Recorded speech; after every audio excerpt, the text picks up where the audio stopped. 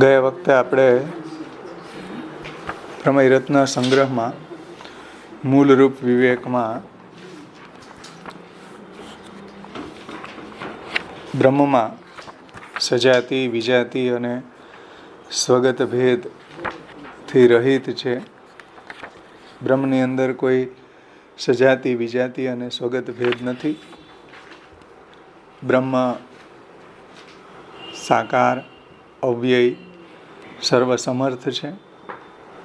એ બધા દિવ્ય ગુણધર્મોથી પરિપૂર્ણ છે. એનું સર્વ સામર્થ્ય કર્તૃમ, અકર્તૃમ, અન્યથા કર્તૃમ સમર્થ છે. સ્વતંત્ર છે, સર્વેશ્વર છે, નિર્ગુણ છે, સર્વના આધાર છે, સર્વ વિલક્ષણ છે.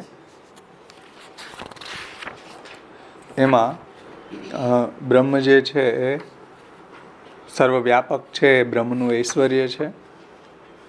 બ્રહ્મ અવિનાશી છે, અવ્યય છે, એનું વીર્ય છે. અને સર્વસમર્થથી બ્રહ્મનો યશ બતાવ્યો છે. સ્વતંત્રથી બ્રહ્મની સ્વતંત્રતા એ બ્રહ્મની શ્રી છે, શોભા છે. સર્વજ્ઞતા એ બ્રહ્મનું જ્ઞાન ગુણધર્મ છે. નિર્ગુણ એટલે પ્રાકૃત ગુણોથી રહિત હોવું અને અપ્રાકૃત સર્વ ગુણોથી સંપન્ન હોવું.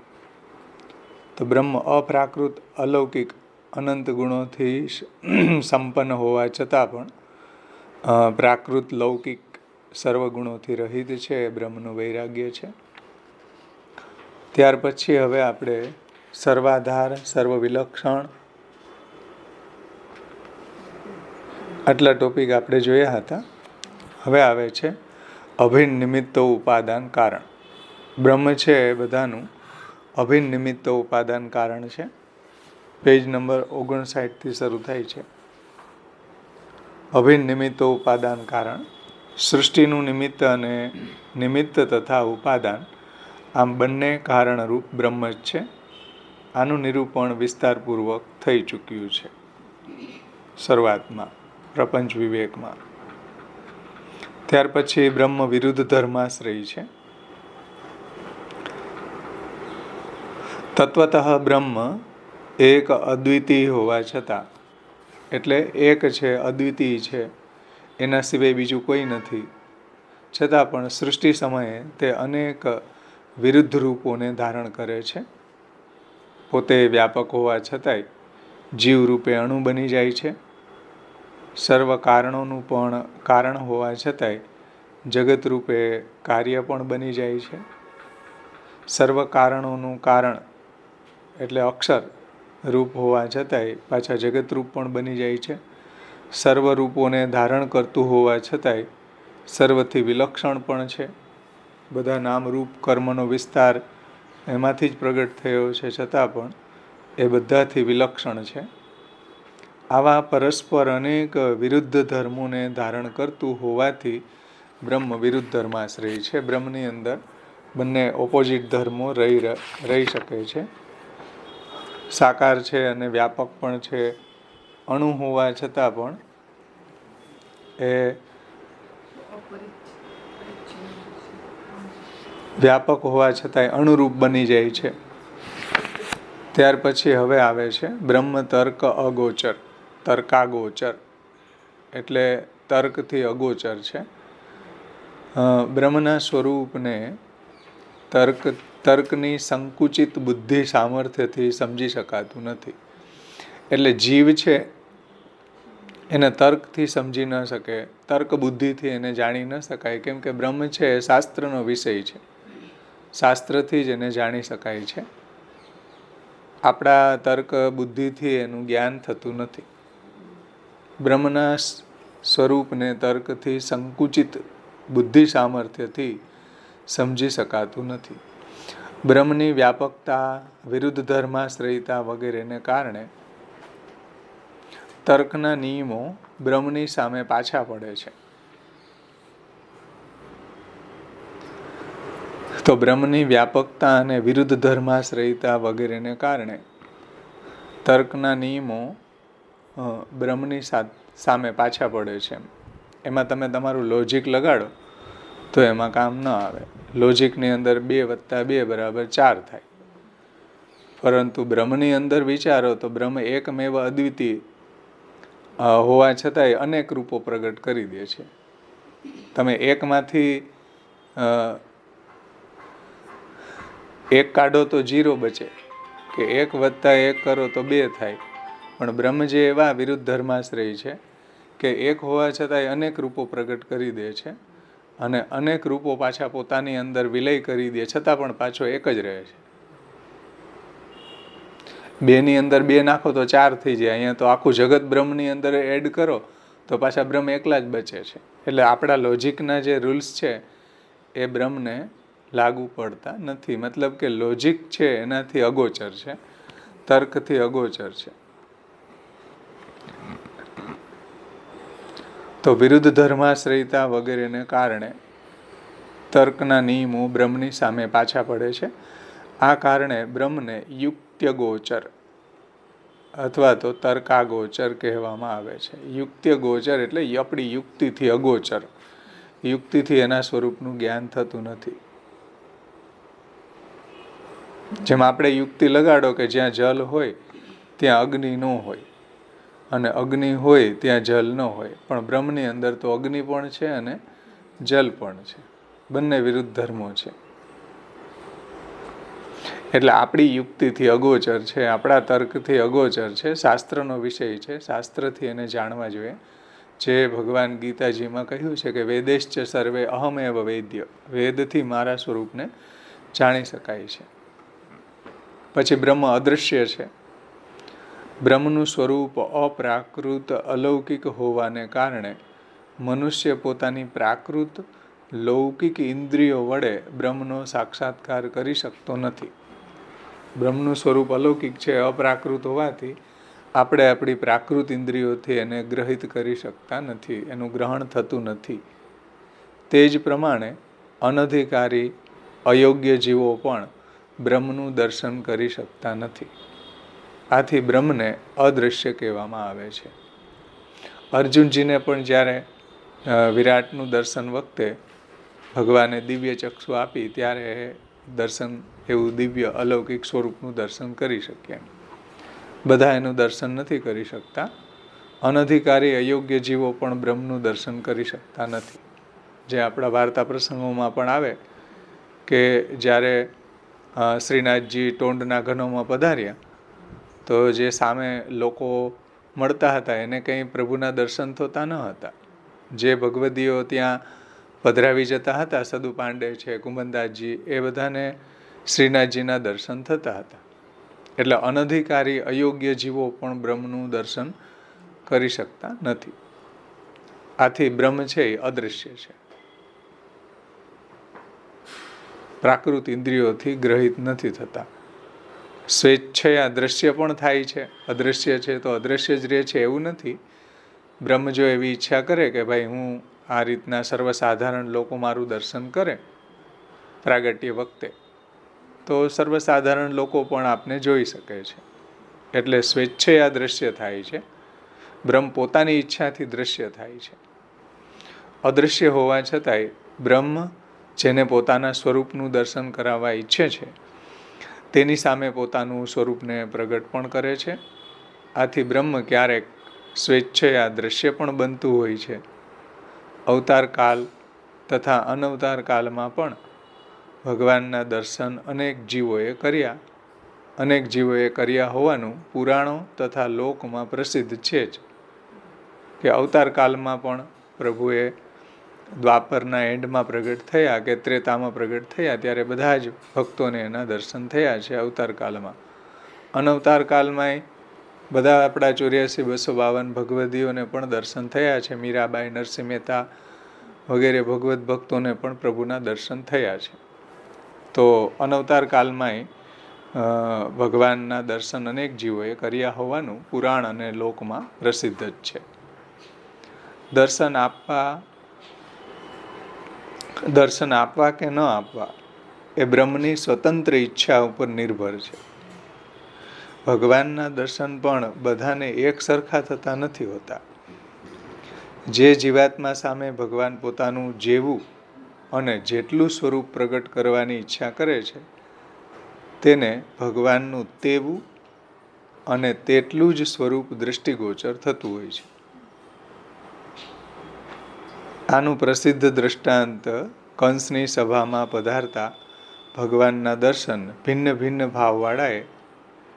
ભિન્ન ભાવવાળા ભક્તોને ભિન્ન ભિન્ન રૂપે થયા હોવાનું ત્યાં વર્ણન આવે છે ભાગવતજીમાં કે મલ્લાનામ અસનિર નૃણામ સ્ત્રીણામ સ્મરો મૂર્તિમાન ગોપાનામ સ્વજનો સતામ ક્ષિતિભુજામ શાસ્તા સ્વપિત્રો શિશુ મૃત્યુ ભોજપતેર વિરાડ વિદુષામ તત્વમ પરમ યોગિનામ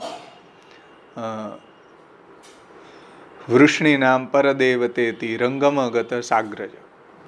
ઠાકોરજી જ્યારે રંગમંડપમાં પધારે છે ત્યારે મલ્લાનામ, મલ્લો જે છે એને તો ભગવાન છે વજ્ર જેવા દેખાણા. સ્ત્રીનામ સ્મરો મૂર્તિમાન, સ્ત્રીઓને કામદેવ જેવા લાગ્યા. ગોપાનામ સ્વજનો સતામ, ગોપો હતા એને પોતાના સખા મિત્ર જણાતા હતા. જે વડીલો હતા એને સુકુમાર બાળક જેવા દેખાતા હતા. કંસના પહેલવાનો હતા એને તો સાક્ષાત મૃત્યુ રૂપે દેખાતા હતા. મૃત્યુ ભોજપતે, કંસને પણ મૃત્યુ રૂપે દેખાતા હતા. જેના હૃદયમાં જેવો ભાવ હોય છે ભગવાન તેને તેવા રૂપે જ દર્શન આપતા હોય છે. અહીંયા ભક્ત શબ્દ ન હોવો જોઈએ. ભિન્ન ભિન્ન ભાવવાળા ભક્તો, પણ બધા ભક્તો નહોતા ત્યાં, અભક્તોય હતા. મલ્લો ને એ બધા જે છે એને અલગ દર્શન થયું છે. એટલે જેનો જેવો ભાવ હતો એવું પ્રભુનું દર્શન ત્યાં થયું છે.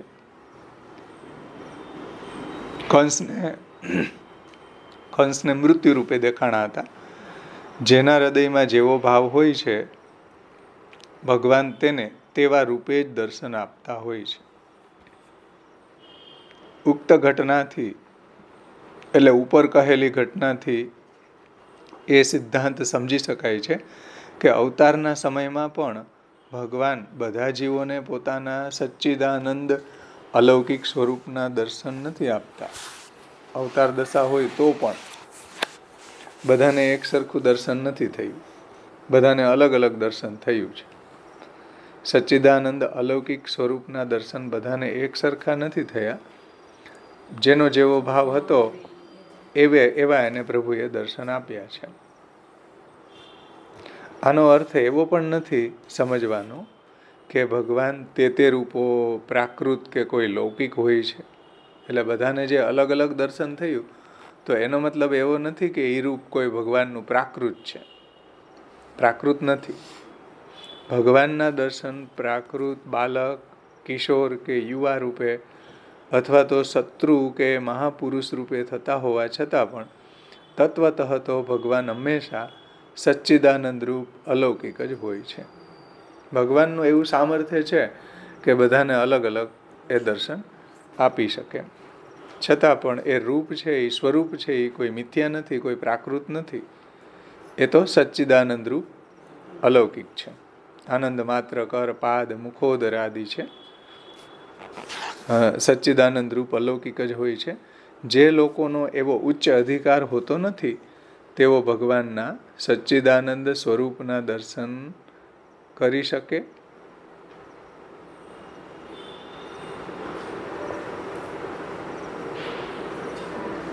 તેઓને એટલે કે જેનો એવો ઉત્તમ અધિકાર હોતો નથી તેઓને ભગવાનના સચ્ચિદાનંદ સ્વરૂપના દર્શન કરી શકે એટલે ન થઈ શકે. તેઓને જેવી દૃષ્ટિ તેવી સૃષ્ટિ એ ન્યાયે ભગવાન તારતમ્યથી દર્શન આપતા હોય છે. એટલે તરતમ ભાવથી જેવી દૃષ્ટિ એવી સૃષ્ટિ એ ન્યાયે જેનો જેવો ભાવ એ પ્રમાણે ભગવાન એને એવા દર્શન આપે. જેમ મલ્લો હતા તો એને વજ્ર જેવા દેખાણા, કંસ હતો તો એને કાલ દેખાણા. એને કાંઈ થોડા સુકુમાર બાલક થોડા દેખાય એને. કંસને તો કાલ જ દેખાણા ભગવાન કે દિવસનો રાહ જોતો હતો. ખાતા પીતા સૂતા ઉઠતા બેસતા જાગતા કાલની જે ઝંખના કરતો હતો કે મારો કાલ આવી જશે. આવી ગયા ઠાકોરજી કાલ રૂપે. તો એને કાલ દેખાણા હતા. અને જે વૃષ્ણિ નામ પરદેવતે હતી, વૃષ્ણિઓ હતા એને તો પોતાના દેવતા દેખાણા, અમારા કુલના દેવતા પધારે છે. માતા પિતા હતા તો એને સુકુમાર બાલક દેખાણા. અને યોગીઓને, જે યોગીઓ હતા એ જેનું ધ્યાન ધરતા હતા એના યોગ ચિત્તવૃત્તિ નિરોધમાં, એવા જે દેખાણા. તત્વમ પરમ યોગીના, યોગીઓને પરમ તત્વ રૂપે દેખાણા.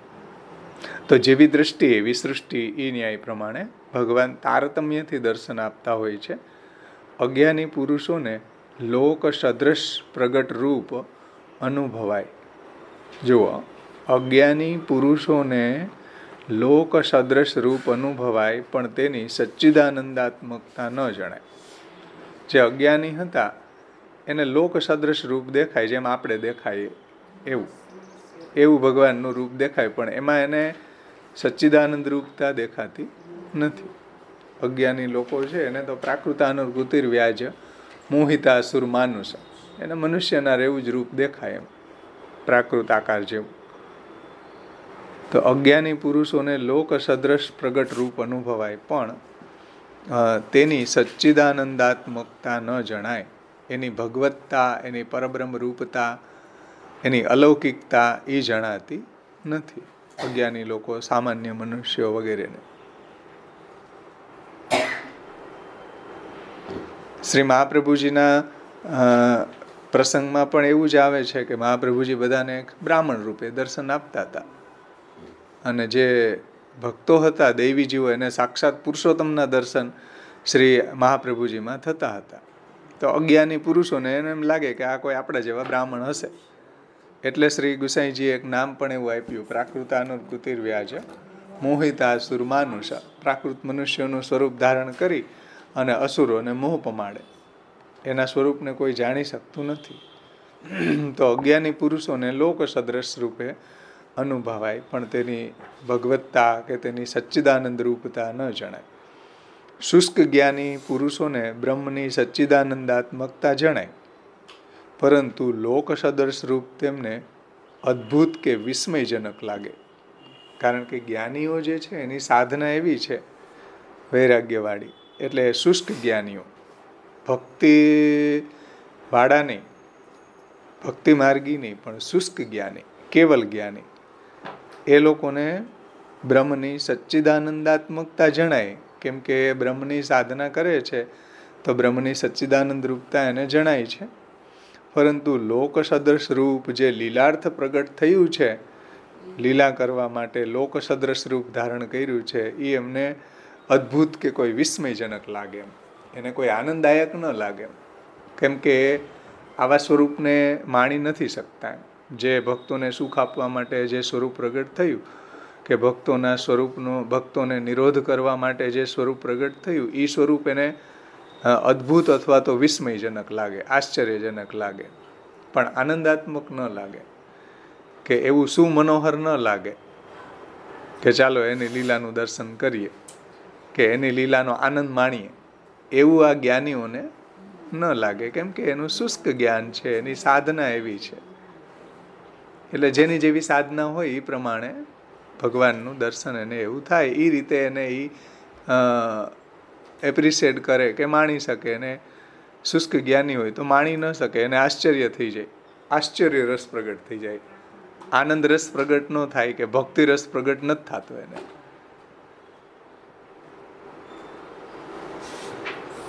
એટલે વિસ્મય જ લાગે.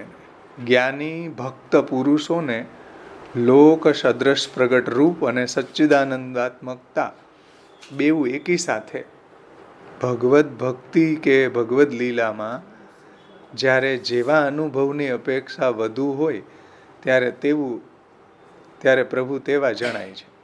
એટલે જે જ્ઞાની ભક્ત છે એને પ્રભુનું દર્શન કેવું થાય છે? જ્ઞાની ભક્ત પુરુષોને લોક સદૃશ રૂપ દેખાય છે, જે આનંદરૂપ છે, જે સચ્ચિદાનંદ રૂપ છે. અને સચ્ચિદાનંદાત્મકતા એટલે બ્રહ્મ જે છે એની સચ્ચિદાનંદાત્મકતા એને દેખાય, એની હકીકત પણ દેખાય. એમ સર્વ જગ્યાએ બ્રહ્મ છે, બાહ્યાભ્યંતર પુરુષોત્તમની સ્ફૂર્તિ થવી. તો એ રીતે એને સચ્ચિદાનંદાત્મકતા અનુભવાય. અને સાથે સાથે પ્રભુનું જે સ્વરૂપ બધાને નિરોધ કરવા માટે જે પ્રગટ થયું છે, લોકસદ્રશ રૂપ, એ પણ એને દર્શન થાય છે. અને ભગવદ્ ભક્તિ કે ભગવદ્ લીલામાં જ્યારે જેવો અનુભવની અપેક્ષા વધુ હોય ત્યાં પ્રભુ એવા જણાય છે. તો ભગવદ્ ભક્તોનો જેવો ભાવ છે, અથવા તો ભગવદ્ લીલામાં જે પ્રકારે ભક્તોનો ભગવાનને નિરોધ કરવો છે, તે પ્રકારે ભગવાનનું સ્વરૂપ જણાય છે. ભગવદ્ લીલામાં પણ જે રીતે જેવા ભક્તનો નિરોધ કરવો હોય એવી ભગવદ્ લીલામાં કે એવી ભક્તિ વડે કે ભગવદ્ ભક્તિ કે ભગવદ્ લીલામાં જ્યારે જેવા અનુભવની અપેક્ષા વધુ હોય ત્યારે પ્રભુ તેવા જણાય છે. પ્રભુની વિરુદ્ધ ધર્માશ્રયતાને તેઓ જાણી, માની કે માણી શકતા હોવાથી. એટલે આપણે કીર્તનોમાં પણ આવે કે ભાઈ ઠાકોરજી છે એ પલ્લામાં ઝૂલતા હોય, પણ બધા ગોપીજનો ઉરાહનો લઈને આવે કે ભાઈ અમારે ત્યાં યમુનાજીના તટ ઉપર છે જલ ભરવા દેતા નથી. આવે ને હોળી ખેલના કીર્તનોની અંદર આવે કે બરજો યશોદાજી કાના, તો મેરો કાન પલ્લા મેં સોવત. યશોદાજી પાછો જવાબ આપે કે ભાઈ એ કેવી રીતના યમુનાજીના કિનારા ઉપર આવી જાય, એ તો પલ્લામાં હજી પોડી રહ્યા છે. પણ ભગવાન જે છે એ કાલાવચ્છિન અનેક લીલાઓ કરે છે, વિરુદ્ધ ધર્માશ્રયતા એનામાં છે.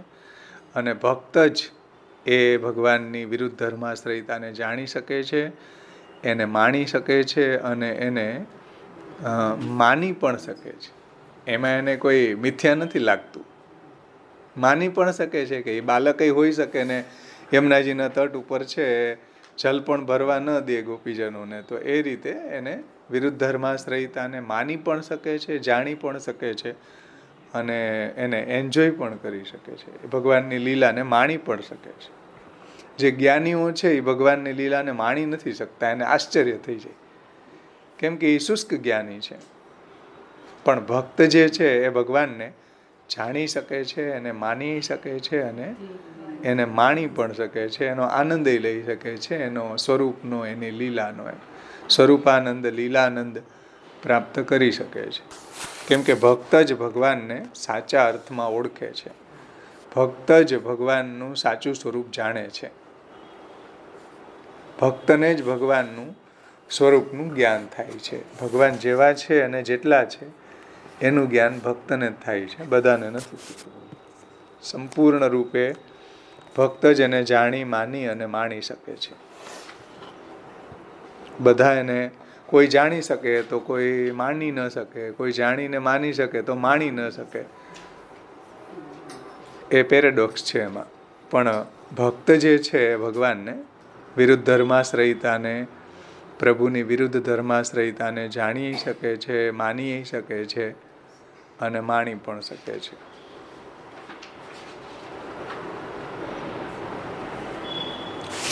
હવે આવે છે સમાન.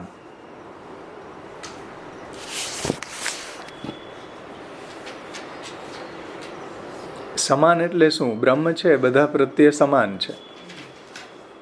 બ્રહ્મની સૃષ્ટિમાં કોઈક જળ રૂપે હોય છે તો કોઈક જીવ રૂપે હોય છે. આપણે સૃષ્ટિની અંદર જોઈએ કે કેટલા પદાર્થો જળ છે, કેટલા પદાર્થો જીવ છે.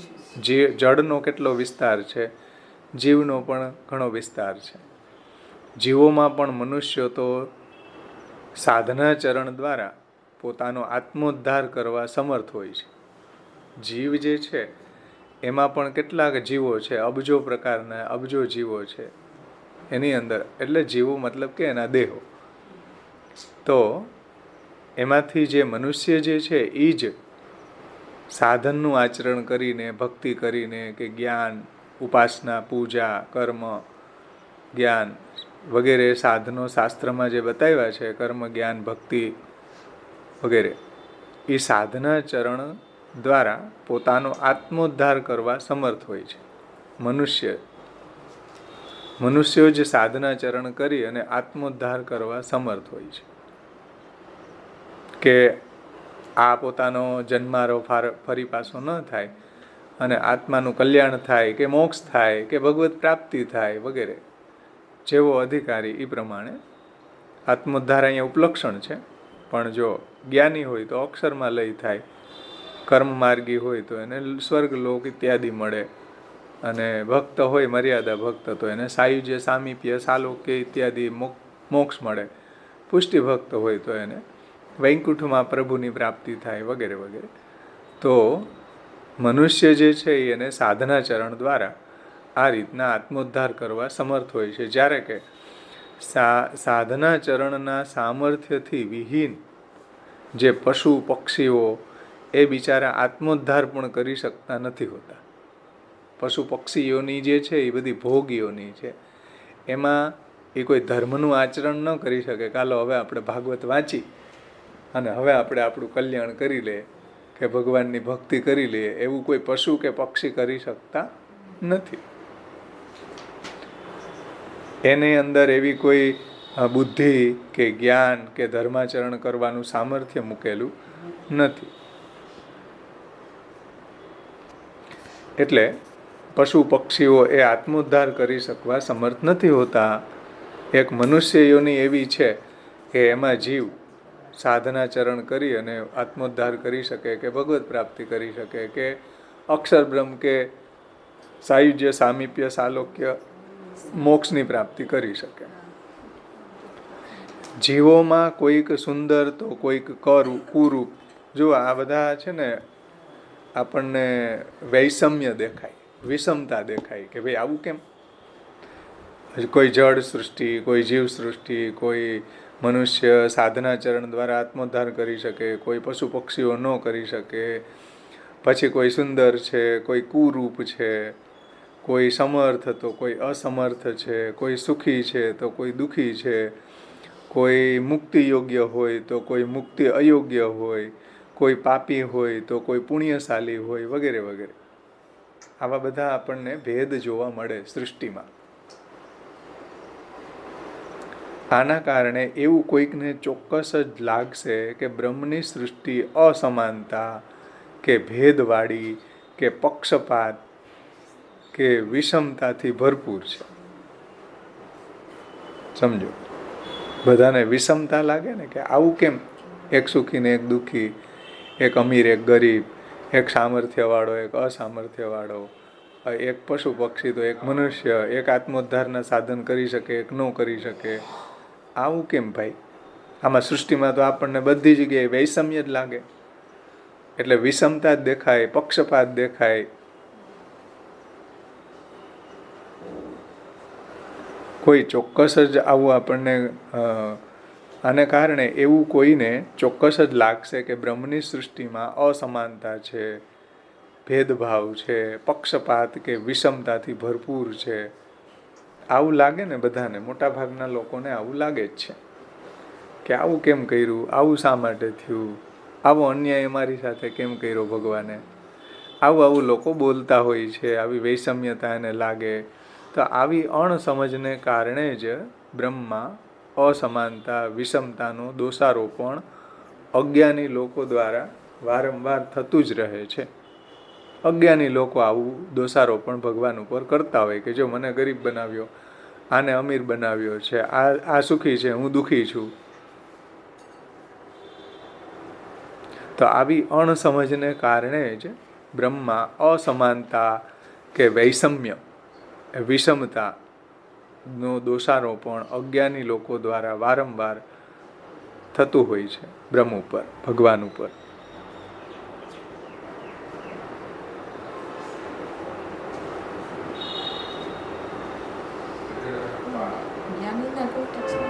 હે? અજ્ઞાની લોકોના કારણે શું? એટલે એને આવા વિષમતા ને એવો દોષ અજ્ઞાનના કારણે આવે. બ્રહ્મના સ્વરૂપનું જ્ઞાન ન હોવાના કારણે એને એવું લાગે કે આ જો સૃષ્ટિમાં બધી જગ્યાએ વિષમતા જ છે. કે બ્રહ્મ છે અન્યાય કરે છે, એકને સુખી બનાવે, એકને દુઃખી બનાવે. આવું અજ્ઞાની લોકોને લાગે કે આવું કેમ ભાઈ, આવી સૃષ્ટિમાં તો બધા એક સરખા જ હોવા જોઈએ, કે આમાં કોઈ ઉપર અન્યાય થતો હોય એવું લાગે, કેવોસ લાગે, આ કોસ્મોસ નથી લાગતું. સમજો? સમાન આપ્યું કે બ્રહ્મ તો બધા પ્રત્યે સમાન છે, પછી પાછું આવું કેમ લે છે કે એવી રીતના હશે ને. એટલે સમાનને સમજાવવા માટે આ બધું પહેલા તો ભેદ સમજાવે. આ ભેદ સમજાય તો સમાનતા સમજાય ને. સમાન હોવું જોઈએ પણ આપણને દેખાતું નથી એવું. તો હવે એને કેમ સમજવું? તો એ સમજાવે છે કે ભાઈ આ એંગલથી સમાન છે. તમારી દૃષ્ટિ તમને બ્રહ્મના સ્વરૂપનું જ્ઞાન નથી એટલે તમે એને સમાન નથી જોઈ શકતા. આગળ એનો ખુલાસો કરે છે. એના સ્વરૂપનું આપણને જ્ઞાન થાય તો કોઈ દિવસ આવો પ્રશ્ન જ ઊભો ન થાય, આવો વૈષમ્ય.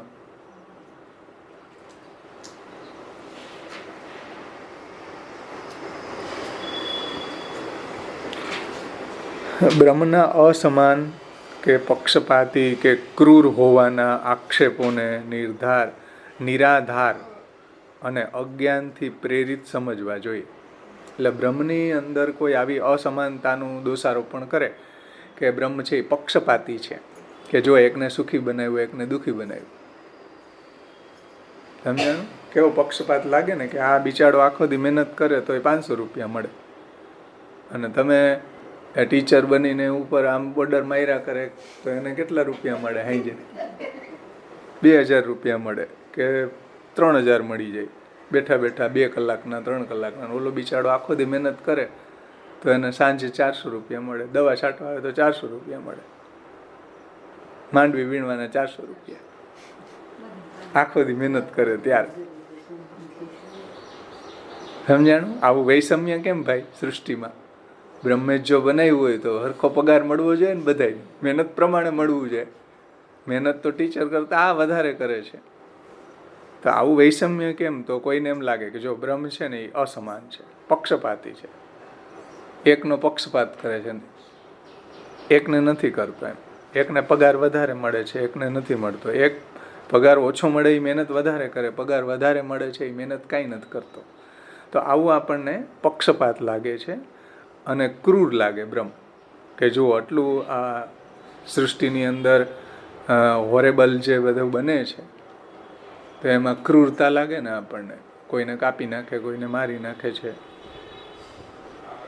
ધ બંગાળ ફાઇલ આવી એની અંદર તમે જુઓ તો આવી ક્રૂરતા આપણને દેખાય એમાં, કે ઓહો આવું કેમ કરતો હશે. અથવા તો પ્રલય વખતે બધું બ્રહ્મ છે નાશ કરી દે તો ક્રૂર લાગે આપણને એની આ લીલા. તો ક્રૂર હોવાના આક્ષેપ કરે કોઈ બ્રહ્મ ઉપર કે ભાઈ બ્રહ્મ છે એ બહુ ક્રૂર છે. બ્રહ્મની અંદર અસમાનતા છે, પક્ષપાત છે, ક્રૂર હોવાના આક્ષેપને અહીં નિરાધાર, એટલે એ બધા આક્ષેપો છે નિરાધાર છે, ખોટા છે, એનો કોઈ આધાર નથી. બ્રહ્મના સ્વરૂપનું જ્ઞાન ન હોવાથી આવા આક્ષેપો કરે છે.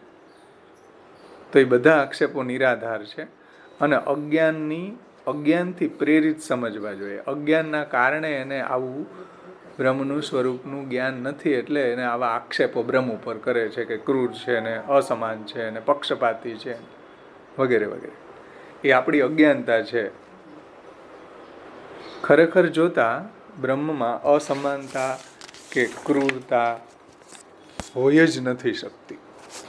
બ્રહ્મની અંદર આવી કોઈ ક્રૂરતા કે અસમાનતા હોય જ ન શકે. કેમ? કારણ કે અસમાનતા કે ક્રૂર થવા માટે બ્રહ્મને પોતાનાથી કોઈ ભિન્ન વ્યક્તિ કે વસ્તુની જરૂર પડશે તો બ્રહ્મને ક્રૂરતા કે અસમાનતા હોય. પણ બ્રહ્મ સિવાય તો બીજું કોઈ સૃષ્ટિમાં છે નહીં. બ્રહ્મ જ બધા નામ રૂપ કર્મનો વિસ્તાર છે. રૂપ નામ વિભેદેને જગત ક્રીડતી યો યત. બ્રહ્મ જ બધા નામ રૂપ લઈને ક્રીડા કરે છે. જે નરસિંહ મહેતા પણ કહે છે કે જાગીને જોઉં તો જગત દિશે નહીં, ઊંઘમાં અટપટા ભોગ ભાસે.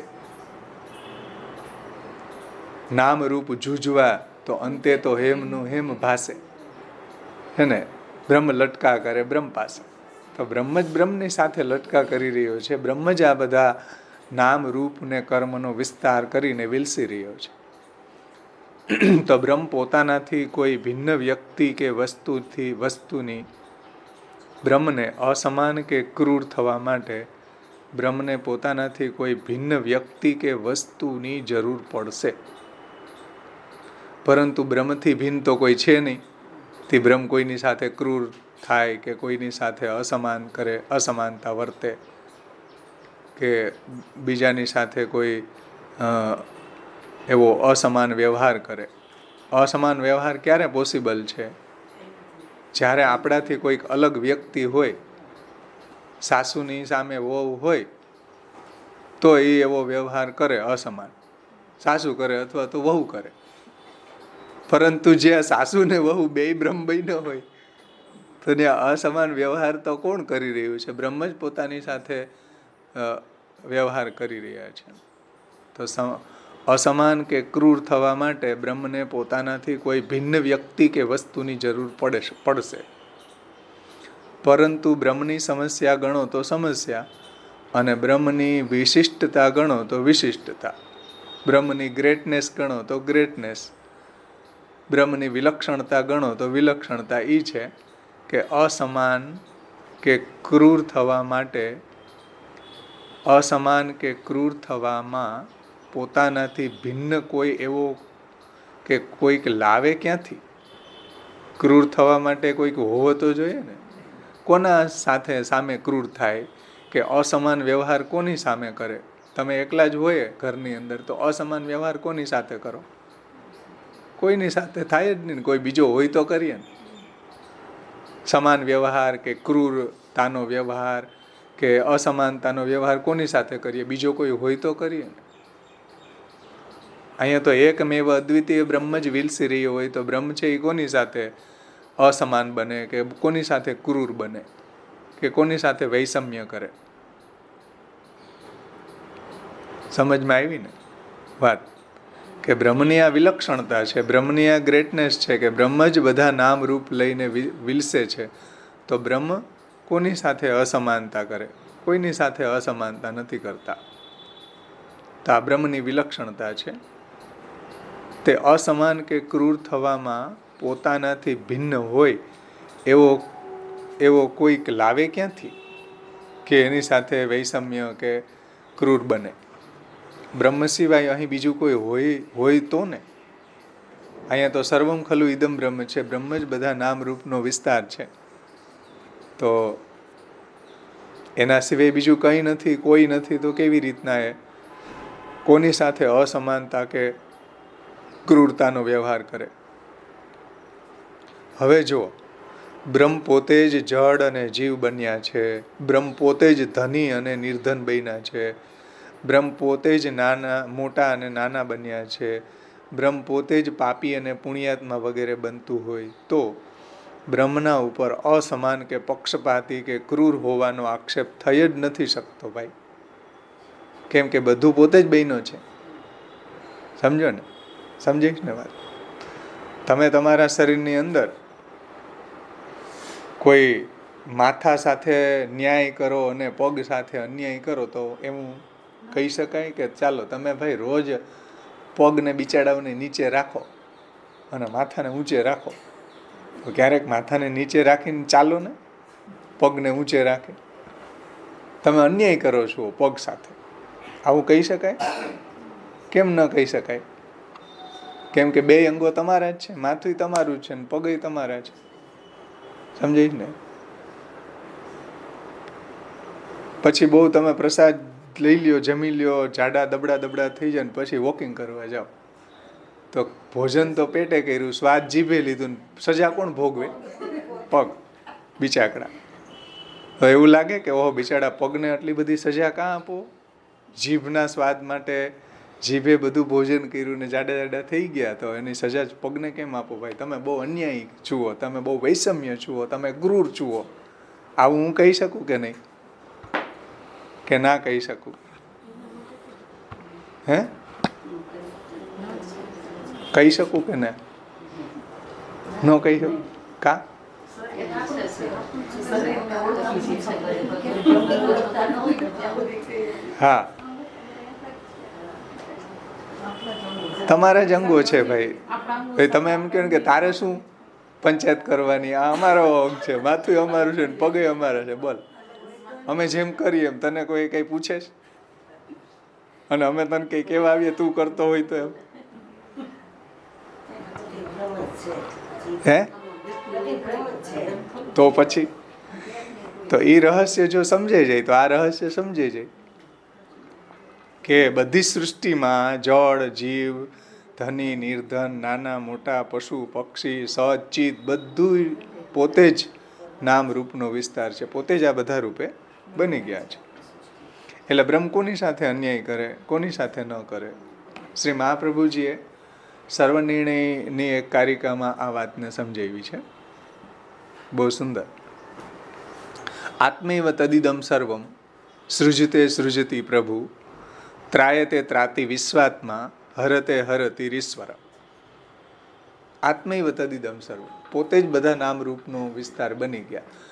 સૃજતે સૃજતિ પ્રભુ, સર્જન કરવા વાળો પોતે છે અને સર્જાવા વાળો, સર્જન થતા પદાર્થો પણ પોતે જ બન્યો. સર્જાવા વાળો પણ પોતે છે અને જેનું સર્જન થઈ રહ્યું છે એ પણ પોતે જ છે. અને ત્રાયતે ત્રાતિ વિશ્વાત્મા, વિશ્વાત્મા ભગવાન જેનું પાલન કરે છે એ પાલન કરવાવાળા પણ પોતે છે અને જેનું પાલન થઈ રહ્યું છે એ પણ પોતે જ છે. અને હરતે હરતિરીશ્વર, કે નાશ કરવાવાળો પોતે છે અને જેનો નાશ થઈ રહ્યો છે એ પણ પોતે જ છે ને. આત્મૈવ તદિદમ સર્વમ સૃજતે સૃજતિ પ્રભુ ત્રાયતે ત્રાતિ વિશ્વાત્મા હરતે હરતિરીશ્વર અયમેવ બ્રહ્મવાદ. આ તો બ્રહ્મવાદ છે કે બધું જ એનો જ વિલાસ છે. એટલે બ્રહ્મની અંદર આવો વૈષમ્ય દોષ આવતો નથી. એક બ્રહ્મસૂત્ર પણ છે કે આત્મસૃષ્ટો ન વૈષમ્ય નૈર્ગુણ્ય ચાપી. મહાપ્રભુજી શાસ્ત્ર પ્રકરણમાં આગળ સમજાવશે કે ન વૈષમ્ય નૈર્ગુણ્ય ચાપી. એક આખી કારિકા છે આમાં, મહાપ્રભુજીની કારિકા જ છે 73મી આમાં જ બ્રહ્મ પ્રકરણમાં. આત્મસૃષ્ટેર ન વૈષમ્યમ નૈર્ગુણ્યમ ચાપી વિદ્યતે.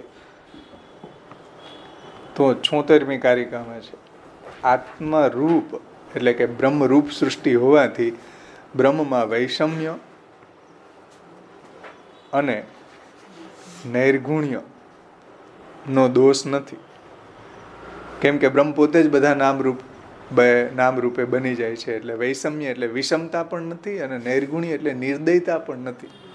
કે જો આ એક દુઃખી છે તો બ્રહ્મ શું નિર્દય છે કે આને કેમ દુઃખી બનાવ્યો, આને કેમ સુખી બનાવ્યો? સમજાણું ને? એવું આપણે ન કહી શકીએ. કેમ કે આત્મસૃષ્ટેર ન વૈષમ્ય નૈર્ગુણ્યમ, આત્મસૃષ્ટિ હોવાથી, આત્મસૃષ્ટિ એટલે પોતે જ બધા નામ રૂપે બની ગયેલા હોવાથી એની અંદર કોઈ વૈષમ્યનો દોષ આવતો નથી. કોઈ નૈર્ગુણ્ય એટલે નિર્દયતાનો દોષ પણ બ્રહ્મમાં નથી. કેમ કે બધા જ નામ રૂપનો વિસ્તાર પોતે જ બની ગયો છે. સમજાણું ને? એટલે પ્રલય વગેરે કરે છે તો શું નિર્દય છે બ્રહ્મ? નથી ભાઈ. કારણ કે હરતે હરતિરીશ્વર, જેનો નાશ થઈ રહ્યો છે એ પણ બ્રહ્મ છે અને જે નાશ કરી રહ્યા છે એ પણ બ્રહ્મ છે. એટલે પક્ષાંતરે પી કર્મ કર્મશ્યાન નિયતમ તત્ પુનરબ્રહત. એ તો 76મી કારિકા છે, એમાં આવશે આ બધી વાત. હવે આપણે આગળ વધીએ. અહીં સુધી બધાને સમજાણું? કોઈને કઈ પ્રશ્ન છે કે નથી? આ આપણે બ્રહ્મવાદ સમજી રહ્યા છીએ, તત્વને સમજી રહ્યા છીએ. સમજાણું? એટલે બ્રહ્મ છે એ બધા પ્રત્યે સમાન છે. ભગવાને પણ ગીતાજીમાં કહ્યું સમોહમ સર્વભૂતેષુ નમે દ્વેષોસ્તિ ન પ્રિય. હું બધા માટે સમાન છું, મને કોઈ પ્રત્યે દ્વેષ કે કોઈ પ્રત્યે સ્નેહ આવું મને નથી. હું બધા પ્રત્યે સમાન છું. ફોર એક્ઝામ્પલ, કે જેમ કોઈ પિક્ચર બનાવવું હોય તો વિલન પણ ડાયરેક્ટર માટે તો બેય સમાન હોય, વિલન હોય કે હીરો હોય, બેયની જરૂર છે ડાયરેક્ટરને. સમજો, ડાયરેક્ટર બેય માટે સમાન છે, વિલન માટે સમાન છે ને હીરો માટે સમાન છે. અને ઘણા એવા પિક્ચરની અંદર ડાયરેક્ટરે વિલનને એવોર્ડ આપ્યો હોય, એવું બને હીરોને ન આપ્યો હોય, કેમ કે સારામાં સારો પરફેક્ટ રોલ ભજાવે. પદ્માવતી મૂવી આવ્યું, એની અંદર ઓલો જે વિલન છે એને એવોર્ડ આપ્યો.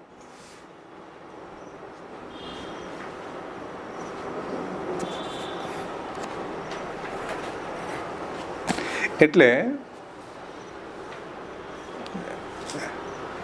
ડાયરેક્ટર માટે તો બેય સમાન છે. જે ભગવાન ગીતાજીમાં કહે છે, સમોહમ સર્વભૂતેષુ નમે દ્વેષસ્તિ ન પ્રિય. મારે માટે તો બધા સમાન છે.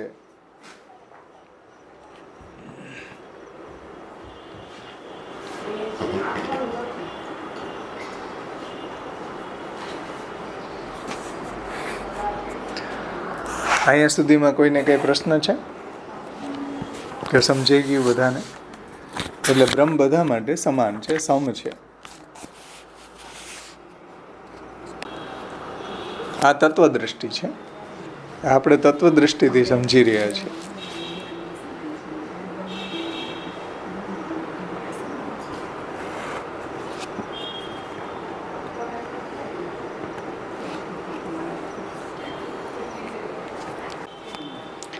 આગળનો ટોપિક આવે છે, બ્રહ્મ છે એ કર્મફલ દાતા છે. સારા કર્મ કરનારા સારું ફલ પ્રાપ્ત કરે છે. ખરાબ કર્મ કરનારા ખરાબ ફલ પ્રાપ્ત કરતા હોય છે. આવું 2, 5, 10 દ્રષ્ટાંતોમાં જોયા પછી કેટલાક લોકો એવી ધારણા બાંધી લેતા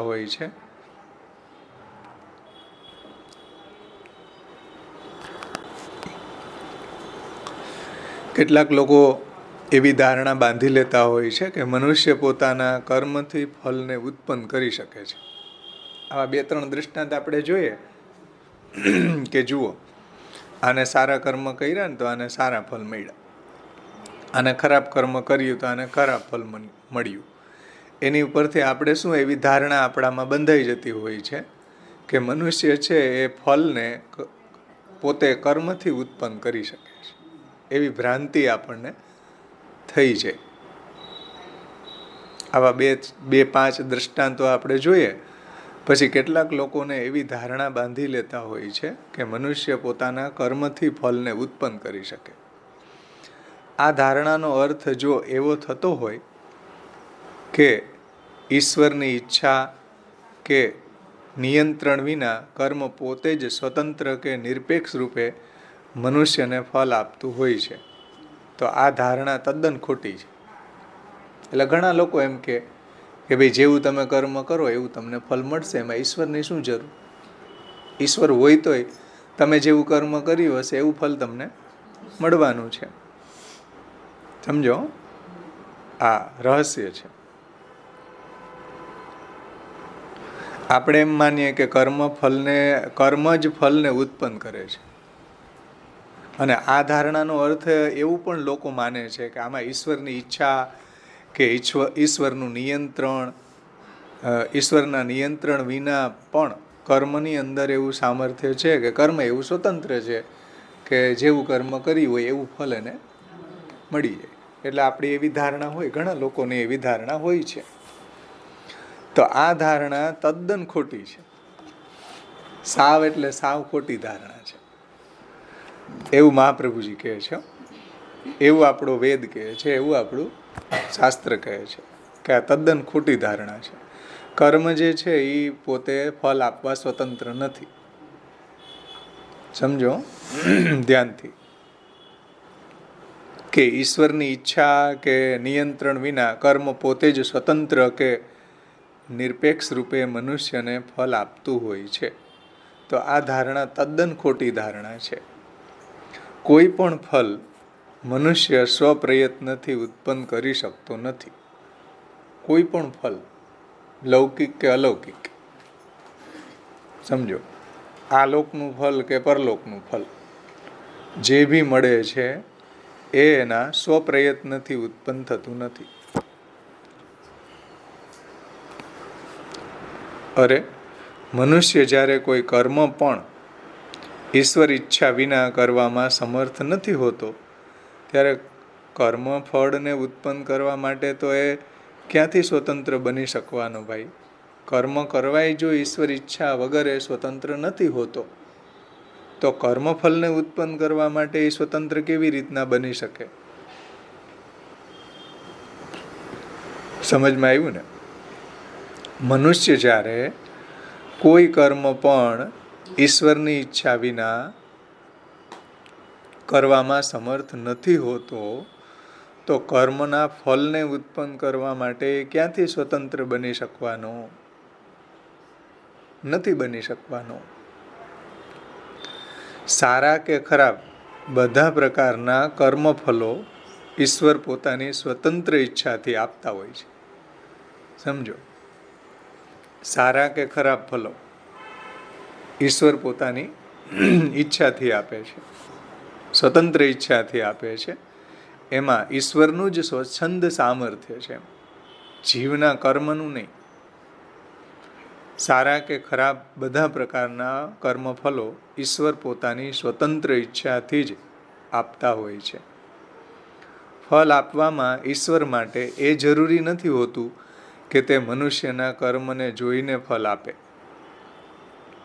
સમજો, ફળ આપવા માટે ઈશ્વરને એવું જરૂરી નથી. ઈશ્વરને આપણે એવું ન કહી શકીએ કે આને કેમ આખો દી મહેનત કરે તો એ ઓછું ફળ મળ્યું, આ બેઠો બેઠો એના કરતાં 10 ગણું કમાઈ લે. તો કર્મ પ્રમાણે ફળ મળતું હોય તો આખો દી મહેનત કરવાવાળાને વધારે મળવું જોઈએ, અને જે બેઠો બેઠો 4-5 કલાકમાં એનાથી વધારે પૈસા કમાઈ લે તો એને ઓછું મળવું જોઈએ ને, કારણ કે એને તો કોઈ શારીરિક શ્રમ નથી કર્યો. પણ આવું નથી. સમજો, સારા કે ખરાબ જે બી ફળ મળી રહ્યા છે ઈશ્વરની ઈચ્છાથી જ મળે છે. ઈશ્વર બધાના નિયંતા છે. આપણે કર્મ કરી રહ્યા હોય એમાં ઈશ્વર ઈચ્છા બલવાન છે ને એવું. કોઈ પણ માણસ કોઈ પણ માણસ કોઈ પણ કર્મ કરી રહ્યું છે ઈશ્વર ઈચ્છા વિના એ કરવામાં સમર્થ નથી હોતો. જો કર્મ કરવામાં જે સમર્થ ન હોય તો પછી કર્મફળને ઉત્પન્ન કરવા માટે ક્યાંથી સ્વતંત્ર બની શકવાનો હોય? શક્ય જ નથી.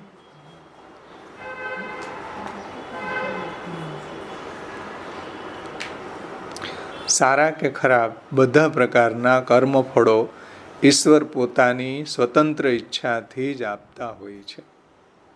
અને ફળ આપવામાં ઈશ્વર માટે એ જરૂરી નથી હોતું કે મનુષ્યના કર્મને જોઈને ફળ આપે. સમજાણું?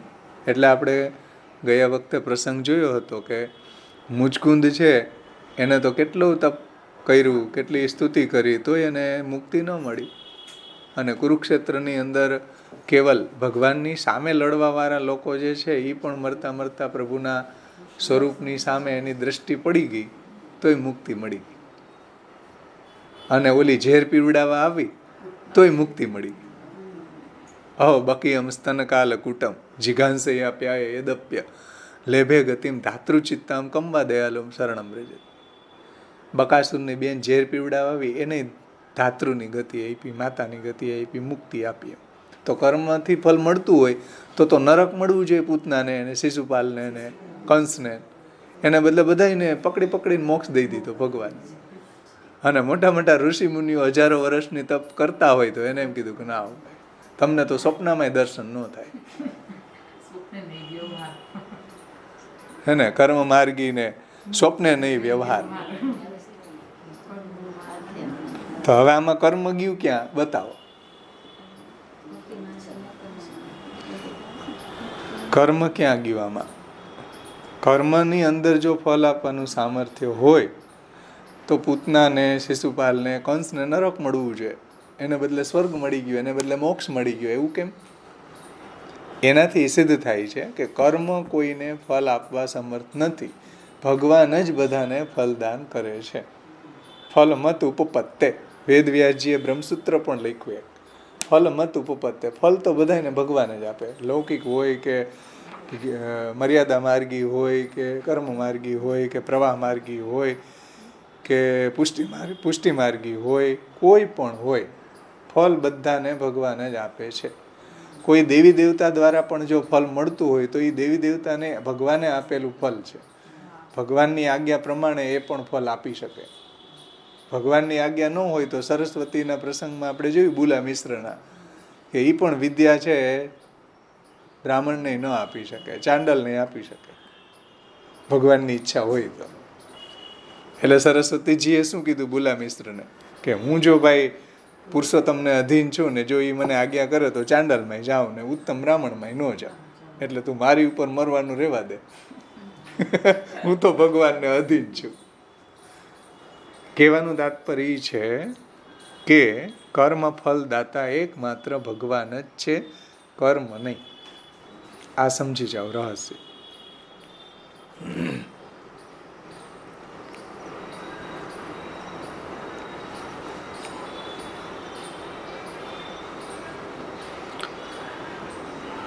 જો સારા કે ખરાબ બધા પ્રકારના કર્મ ફલો ઈશ્વર પોતાની સ્વતંત્ર ઈચ્છાથી જ આપતા હોય છે. ફલ આપવામાં ઈશ્વર માટે એ જરૂરી નથી હોતું કે મનુષ્યના કર્મને જોઈને જ ફલ આપે. ઈશ્વર ઈચ્છે તો કર્મને લક્ષ્યમાં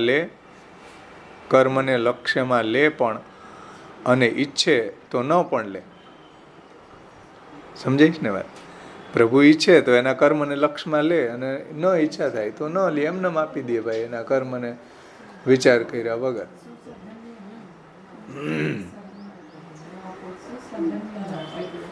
હા, સુસાધનને ન આપે, નિસાધનને આપી દે, દુષ્ટ સાધનને આપી દે. એટલે ઈશ્વરનું સ્વચ્છંદ સામર્થ્ય અહીંયા સમજાયું છે મહાપ્રભુજી. કર્મ વિશે તો એમ કે લોકોય કે કેટલી કર્મ એક ધર્મ અને જેવું કર્મ કરે હા. એવું ફલ મળે એને. એ વાત સાચી છે. સિસ્ટમ ભગવાને ગોઠવેલી છે. જો જસ કર્મ પ્રધાન વિશ્વ કરી રાખા, જો જસ કરહી સો તસ ફલ ચાખા. રામાયણમાં એવું આવે કે કર્મ પ્રધાન વિશ્વ રાખ્યું, જે જેવું કર્મ કરે એવું એને ફલ મળી જાય. પણ એ ફલ આપે છે કોણ? સમજો, એ સિસ્ટમને ચલાવનારા કોણ છે? સમજાય છે વાત? આપણી પાસે ખરાબ કર્મ. એ સિસ્ટમ પ્રમાણે ભગવાન જ બધાને ફલ આપે છે. એ સિસ્ટમ પ્રોવાઈડર ભગવાન છે. આ વાત આપણે પંચમ સ્કંદ કે ચતુર્થ સ્કંદની અંદર સમજ્યા હતા. એમાં એક બહુ સુંદર દ્રષ્ટાંત આપણે જોયું હતું. ત્યાં એની ભૂમિકામાં બાવાએ સમજાવ્યું હતું કે આ સાયન્ટિસ્ટ લોકોએ એવા પ્રયોગ કરવા માટે વાંદરાને પિંજરાની અંદર પૂરી દે, અને પછી એની અંદર 4-5 એક લાલ બટન રાખે, એક ગ્રીન બટન રાખે, એક વ્હાઈટ રાખે ને એક બ્લેક રાખે. તો લાલ બટન વાંદરો દબાવે ને તો એપલ આવે, ગ્રીન બટન વાંદરો દબાવે તો જમરૂખ આવે, સફેદ બટન વાંદરો દબાવે તો મમરા આવે, અને બ્લેક બટન દબાવે તો એને શોટ લાગે. એટલે થોડાક દિવસ થયા તો એને જી ખાવું હોય એ બટન દબાવે. તો એને એવો આપણી જેમ અહંકાર થઈ જાય, જો લાલ બટન દબાવ્યું ને એપલ મળ્યું મને, ગ્રીન બટન દબાવ્યું ને મને જામફળ મળ્યું, જમરૂખ મળી. આપણને અહંકાર થઈ જાય ને, જો આ મેં કર્મ કર્યું ને એટલે મને ફલ મળ્યું. પણ ભાઈ અંદર રાખ્યું તું ફલ કોણે? આ સિસ્ટમને બનાવનાર કોણ? કોઈ દુઃખ જ ન હોત તો ક્યાંથી મળે? સમજાય છે વાત હવે? પણ આપણે એફર્ટ કર્યો ને કે બટન દબાવવાનો, એટલે આપણને એવો અહંકાર થઈ જાય, જો મેં કર્મ કર્યું હતું એટલે મને ફલ મળ્યું. એવું નથી. એની સિસ્ટમની ગોઠવણ કોણે કરી? ફલ અંદર રાખ્યું કોણે? રાખ્યું જ ન હોય તો ભલે ને ગમે એટલા બટન દબાવે, ફલ જ ન મળે છે ને. તો સિસ્ટમ પ્રોવાઈડર ભગવાન છે. આપણે એફર્ટ કરીએ એટલે આપણને એવો અહંકાર થઈ જાય કે આ મેં મારા સામર્થ્યથી આ ફલ મળ્યું. પણ આપણા સામર્થ્યથી ફલ મળતું નથી. ભગવાન જેને જે પ્રકારનું ફલદાન કરવાની ઈચ્છા કરે એને એ પ્રકારનું ફલદાન મળે છે. સમજમાં આવ્યું ને?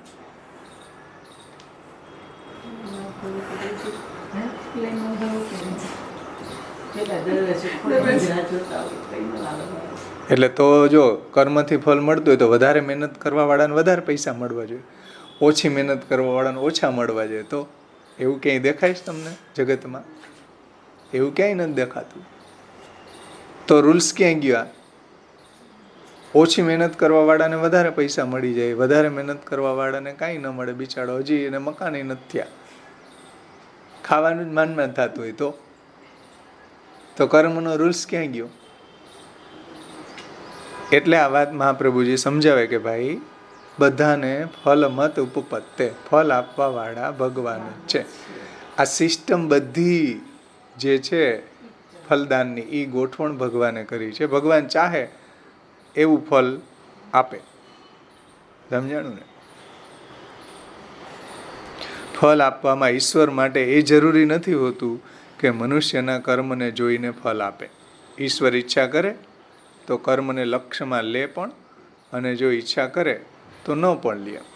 એ તો આપણે પુરાણોની અંદર પ્રસંગો જોઈએ છીએ એવા કે પ્રભુ ચાહે એવી ઈચ્છા કરે તો એના કર્મને કાઉન્ટ કરે, ન ઈચ્છા કરે તો કાઉન્ટ ન પણ કરે. ભાઈ મુક્તિ આપી દે, પકડીને આપી. કેટલાય મુક્તિ આપણા ભાગવતજીમાં એવા પ્રસંગો આવે અને બિચારા કેટલાય વર્ષોના વર્ષો, જન્મોના જન્મ વૈયા ગયા તોય મુક્તિ નથી મળી. તો ભગવાનનું જ સ્વચ્છંદ સામર્થ્ય છે ફલ આપવાનું. તો ઈશ્વર ઈચ્છે કે કર્મને લક્ષ્યમાં લેવું અને એવી ઈચ્છા કરે તો ન પણ લે. કર્મ નિયતિના બધા નિયમો જીવને લાગુ પડતા હોય છે. જુઓ, આ કર્મ નિયતિ જે છે કે મેં આવું કર્મ કર્યું તો મને આવું ફળ મળવું જોઈએ, એ જીવના નિયમો છે, ઈશ્વરના નથી. સમજમાં આવ્યું ને? કર્મ નિયતિના એટલે આ કર્મ કરવાથી આવું ફળ મળશે, એવા કર્મ નિયતિના બધા નિયમો જીવને લાગુ પડતા હોય છે. ઈશ્વર તો બધા નિયમો કે શાસ્ત્રોથી ઉપર સ્વતંત્ર હોય છે. ઈશ્વરની ઉપર કોઈ જાતનો નિયમ લાગુ નથી પડતો. ઈશ્વરનું સ્વચ્છંદ સામર્થ્ય છે. ઈશ્વર શાસ્ત્રથી પણ શ્રેષ્ઠ છે. એટલે ઈશ્વર બધા નિયમો અને શાસ્ત્રોથી ઉપર સ્વતંત્ર હોય છે. સમજાણું ને? એટલે શાસ્ત્રની ડિસિપ્લિન પ્રમાણે ચાલવું એ આપણો નિયમ છે, મનુષ્યોનો નિયમ છે, ભગવાનનો નહીં. ભગવાન તો શાસ્ત્રથી પરે જઈને ફલ આપે. કોઈએ વિરુદ્ધ સાધન કર્યું હોય, શાસ્ત્રથી ઓપોઝિટ આચરણ કર્યું હોય તોય ફલ આપે. શાસ્ત્ર તો એમ કે નરકમાં જવો જોઈએ, પણ ઈશ્વર એમ કે નહીં, મારે શાસ્ત્રની જે કંઈ બી ડિસિપ્લિન છે એમાં હસ્તક્ષેપ કરવો. તો કોણ ના પાડી શકે? કેમ કે ભગવાન છે એ શાસ્ત્ર જીવ માટે બનાવ્યા, પોતા માટે નહીં. એટલે ભગવાનને કઈ શાસ્ત્ર લાગુ નથી પડતા. સમજમાં આવ્યું ને? એટલે ઘણા મૂર્ખ લોકો છે એ કહેતા હોય કે જો રામચંદ્રજીએ વખતે એણે વાલીને પાછળથી બાણ માર્યું હતું, એટલે પછી જો એ કર્મનું ફલ એને કૃષ્ણ અવતારમાં પછી પારધી થયો કે નહીં? હવે જે કર્મના નિયંતા છે, બધા લોકોને કર્મનું ફલદાન કરવા વાળા છે, એને કાંઈ આવી ડિસિપ્લિન કે આવું કર્મ લાગુ પડે? કે રામ અવતારની અંદર વાલીને માર્યો હોય તો વાલીએ પછી એને કૃષ્ણ અવતારમાં મારે, એવું કંઈ એને જરૂરી થોડું છે? એવા તો કેટલાયને મારી નાખ્યા, કરોડો સેનાઓને મારી નાખી કુરુક્ષેત્રની અંદર. તો એવા નિયમો ભગવાનને લાગુ પડતા નથી. જે પૂતનાને મોક્ષ આપે એના કર્મ સામું જોયા વગર, જે શિશુપાલને પછી પૌંડરકને, આવા બધાય લોકો દુષ્ટ જે હતા, ભગવાનનું દ્વેષ કરવા વાળા, એને ભગવાન જો મુક્તિ આપતા હોય એના કર્મને સામું જોયા વગર, તો એને કંઈ થોડું કર્મનું ફલ ભોગવવું પડે. પણ મૂર્ખ લોકોને ભગવાનના સ્વરૂપનું જ્ઞાન ન હોવાથી આવું કહેતા હોય છે. એનો ઉપલો માળ ખાલી હોય, શાસ્ત્રનું જ્ઞાન ન હોય, એટલે આવા મૂર્ખાઓ ઘણાય હોય દુનિયામાં. હા, એટલે જુઓ કે કર્મ નિયતિના બધા નિયમો જીવને લાગુ પડે છે. ઈશ્વર તો બધા નિયમો કે શાસ્ત્રોથી ઉપર સ્વતંત્ર હોય છે. ઈશ્વર જે છે એની અંદર સ્વચ્છંદ સામર્થ્ય છે. ક્યારેક કર્મ નિયમોમાં બંધાઈ જવાની લીલા પ્રગટ કરતો હોય તો તે પણ એમની ઈચ્છાને અધીન થઈને કરે છે, કોઈ કર્મથી બંધાઈને નહીં. સમજો, ક્યારેક કર્મ નિયમોમાં બંધાઈ જવાની લીલા કરતા હોય કે કોઈ એને જેવું કર્મ કર્યું એવું એને ફળ મળ્યું હોય તો ભગવાને કર્મની સિસ્ટમને ફોલો કરી હોય, અને ક્યારેક ન પણ કરે. ક્યારેક કર્મના નિયમોમાં બંધાઈ જવાની લીલા પ્રગટ કરતા હોય તો એ પણ એની ઈચ્છાને અધીન જ હોય છે. એ એના સામર્થ્યથી જ કરતા હોય છે, નહીં કે કર્મના સામર્થ્યથી.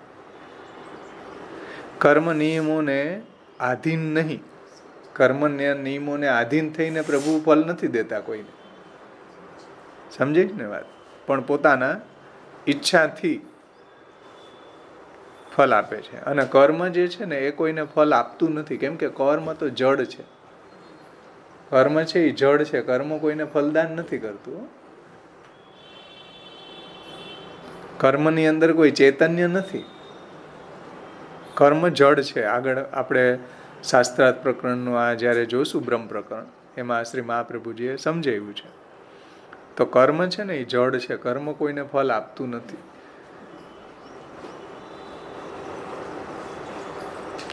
તો ભગવાન છે એ ક્યારેક કર્મના નિયમોમાં બંધાઈ જવાની લીલા પ્રગટ કરતા હોય તો તે પણ એની ઈચ્છાને અધીન થઈને કરતા હોય છે, કર્મ નિયમોને અધીન થઈને નહીં. જેમ પોતાની ઈચ્છાથી લોકો પેટ ઉપર બેલ્ટ બાંધી લેતા હોય છે, એમ બાંધી લે ને. ગામડાની અંદર પેલા જે લોકો પાઘડી હતી એ છોડીને આમ બાંધી લેતા હોય, આવી રીતના અહીંથી આમ બાંધી લેતા હોય. હે હા, એ પણ બીજું અહીંયા દ્રષ્ટાંત આપ્યું કે આપણે બેલ્ટ બાંધી લઈએ તો આપણે બંધન જે સ્વીકાર્યું એ આપણી ઈચ્છાથી સ્વીકાર્યું. કાંઈ બેલ્ટની અંદર એવું સામર્થ્ય નથી કે આપણને બાંધી શકે. જુઓ, પેટ ઉપર આપણે બેલ્ટ બાંધી દઈએ. પેલા સ્ત્રીઓ કંદોરો બાંધતી, આમ મોટો લાંબો લટકતો. હવે ખબર નહીં બાંધે કે નહીં, લગ્નમાં બાંધતી વિશે. તો એ જે બંધન આવે, તો એ બંધન જે છે એ તો તમે જાતે સ્વીકારેલું છે. એ કંદોરાનું થોડું એવું સામર્થ્ય છે. ઠાકોરજીને પણ આપણે કટી મેખલા ધરાવી દઈએ કે આખું આમ બંધન થઈ જાય. તો એ જે બંધન છે એ ભગવાન પોતે સ્વતંત્ર રહીને બંધન સ્વીકારી રહ્યા છે. એવી રીતના પ્રભુ છે સ્વતંત્ર રહીને ક્યારેક કર્મના રૂલ્સ પ્રમાણે કોઈને ફળ આપે, કોઈને ન પણ આપે. એની ઈચ્છાની વાત છે ભાઈ. તો જેમ પોતાની ઈચ્છાથી લોકો પેટ ઉપર બેલ્ટ બાંધી લેતા હોય છે, એટલે બંધન કરી લેતા હોય છે, પોતાની ઈચ્છાથી બંધનને સ્વીકારતા હોય છે.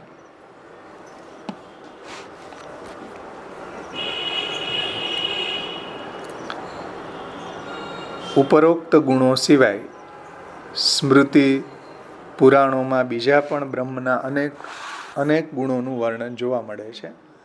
તદનુસાર શ્રીમદ ભાગવત બ્રહ્મના આવા કેટલાક ગુણોનું વર્ણન કરે છે. એટલે કર્મફલદાતા સમજાયું. એ સિવાય પણ બ્રહ્મના ઘણા બધા ગુણો છે એનું વર્ણન ભાગવતજીમાં કરેલું છે. કયા કયા?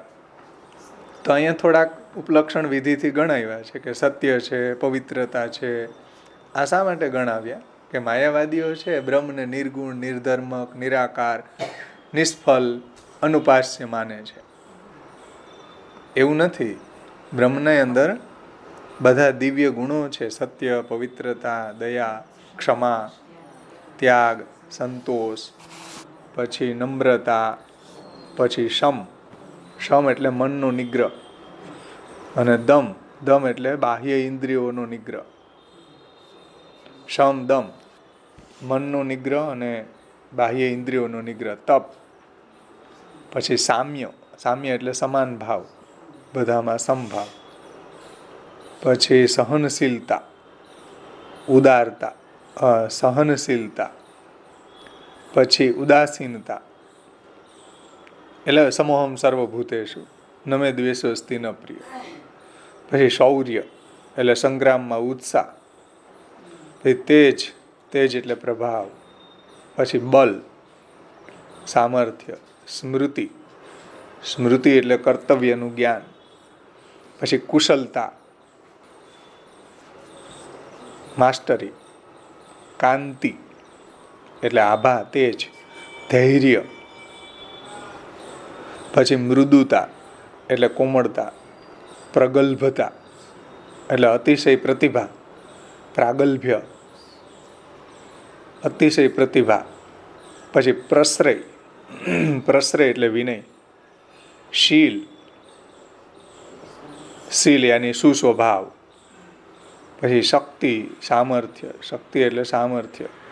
ગંભીરતા સ્થિરતા માન અનહંકાર વગેરે વગેરે. આટલા જ નથી, આવા તો હજારો ગુણો છે. અને શ્રીમદ ભાગવતજીમાં પહેલા સ્કંધના 16મા અધ્યાયનો 26મો શ્લોક 26-27 એમાં આ બધા ગુણોનું વર્ણન ત્યાં કર્યું છે. પહેલા સ્કંધમાં 16મા અધ્યાયનો 26મો શ્લોક. પહેલા સ્કંધના 16મા અધ્યાયનો 26મો 27મો 28મો એમાં એ શ્લોકોમાં આ ગુણો બતાવ્યા છે કે સત્ય, પવિત્રતા, દયા, ક્ષમા, ઉદારતા, સંતોષ, સરળતા, શમ, દમ, તપ, સમતા, તિતિક્ષા એટલે અપરાધ સહી લેવાનું વલણ, ઉપરતી એટલે લાભ અને અલાભમાં ઉદાસીનતા. અહીં ઉદાસીનતા આવ્યું ને, ઉદાસીનતા એટલે શું તો કે લાભ અને અલાભમાં ઉદાસીનતા. શાસ્ત્રોનું અધ્યયન, પછી જ્ઞાન, વિતૃષ્ણા, ઐશ્વર્ય, શૌર્ય, પ્રભાવ, દક્ષતા, કર્તવ્યનું ભાન, સ્વાતંત્ર્ય, કુશલતા, સૌંદર્ય, ધૈર્ય, કોમલતા, નિર્ભયતા, વિનય, સુંદર સ્વભાવ, સહ એટલે મનની દ્રઢતા, ઓજ એટલે ઇન્દ્રિયોની શક્તિ, અને બલ શારીરિક બલ, ભગ એટલે ભોગનું સ્થાન હોવાપણું સૌભાગ્ય. પછી ગંભીરતા, સ્થિરતા, આસ્તિકતા, કીર્તિ, માન અને ગર્વનો અભાવ. આવા 19 ગુણો, આ 19 અને બીજા પણ બ્રાહ્મણીયતા, ભક્ત વત્સલતા વગેરે અસંખ્ય ગુણો ભગવાન શ્રી કૃષ્ણમાં બિરાજે છે. આવું ભાગવત કહે છે. મહાન બનવાની ઈચ્છા રાખનાર સર્વ લોકો જેની ઈચ્છા કરે છે એ મહાન ગુણો, અપાર જ્ઞાન, અખૂટ બળ ભગવાનમાં સદા પૂર્ણ રૂપે બિરાજે છે, જરાય ઓછા થતા નથી. ભગવાનમાં આવા ગુણો ક્યારેય ઓછા નથી થતા, અવિકૃત છે, હંમેશા બિરાજે છે. તો આ રીતે ભગવાનની અંદર સર્વ સામર્થ્યપણું છે, સર્વના કર્મફળ દાતા છે, અને કર્મ છે એ સ્વતંત્ર ફળ આપવા માટે નથી.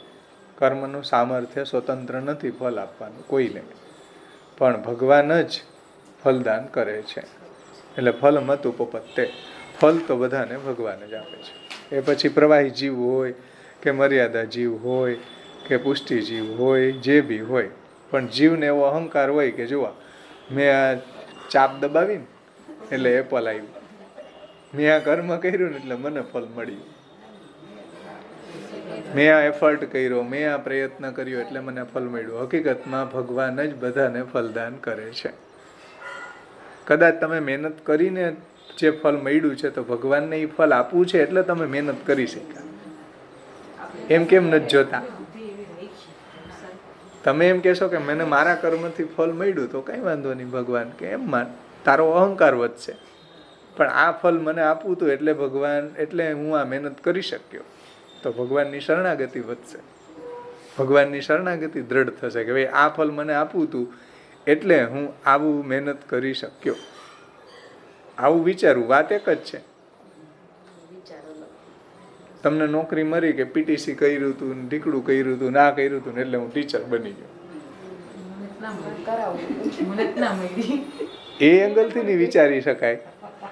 અને એમ વિચારી શકાય ભાઈ મને નોકરી આપવી હતી એટલે મારા દ્વારા ભગવાને આવું મહેનત કરાવી, આવું સામર્થ્ય મને પ્રદાન કરીને ભગવાને આવી મહેનત કરાવડાવી. સમજી ને? તો વાત એક જ છે, પણ વિચારવાનો જે નજરિયા છે ને એ બદલી જાય છે. એક વાત કરવાના નજરિયાથી અહંકાર વધે છે, અને એક વાત કરવાનો જે નજરિયા એવા છે કે જેનાથી આપણને શરણાગતિ દ્રઢ થાય છે ભગવાન.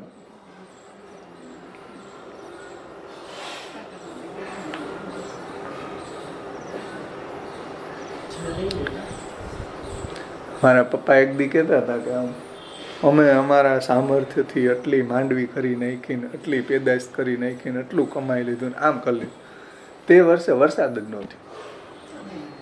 મેં કીધું ક્યાં ગયું બધું તમારું સામર્થ્ય, માંડવી વાવવાનું, માંડવી પેદા કરવાનું? તમે એમ માનો કે અમે અમારા બલથી કરી લે તો વરસાદ તે વર્ષે વરસાદ જ આવ્યો, કાંઈ થયું નહીં. વાવ્યું તું એ ગયું, ક્યાં ગયું ભાઈ બધું? એટલે માણસને આવી ખોટો અહંકાર થઈ જાય કે અમે અમારા સામર્થ્યથી આ મહેનત કરીને આ કરી લીધું. ભગવાન ફલદાતા છે, ભગવાનને આપવું હોય.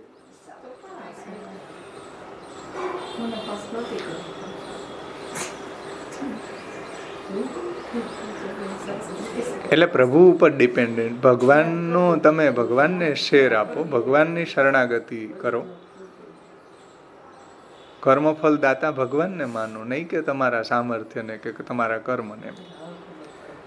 આ બ્રહ્મવાદનું રહસ્ય છે, આપણું ભક્તિ માર્ગનું આ રહસ્ય છે.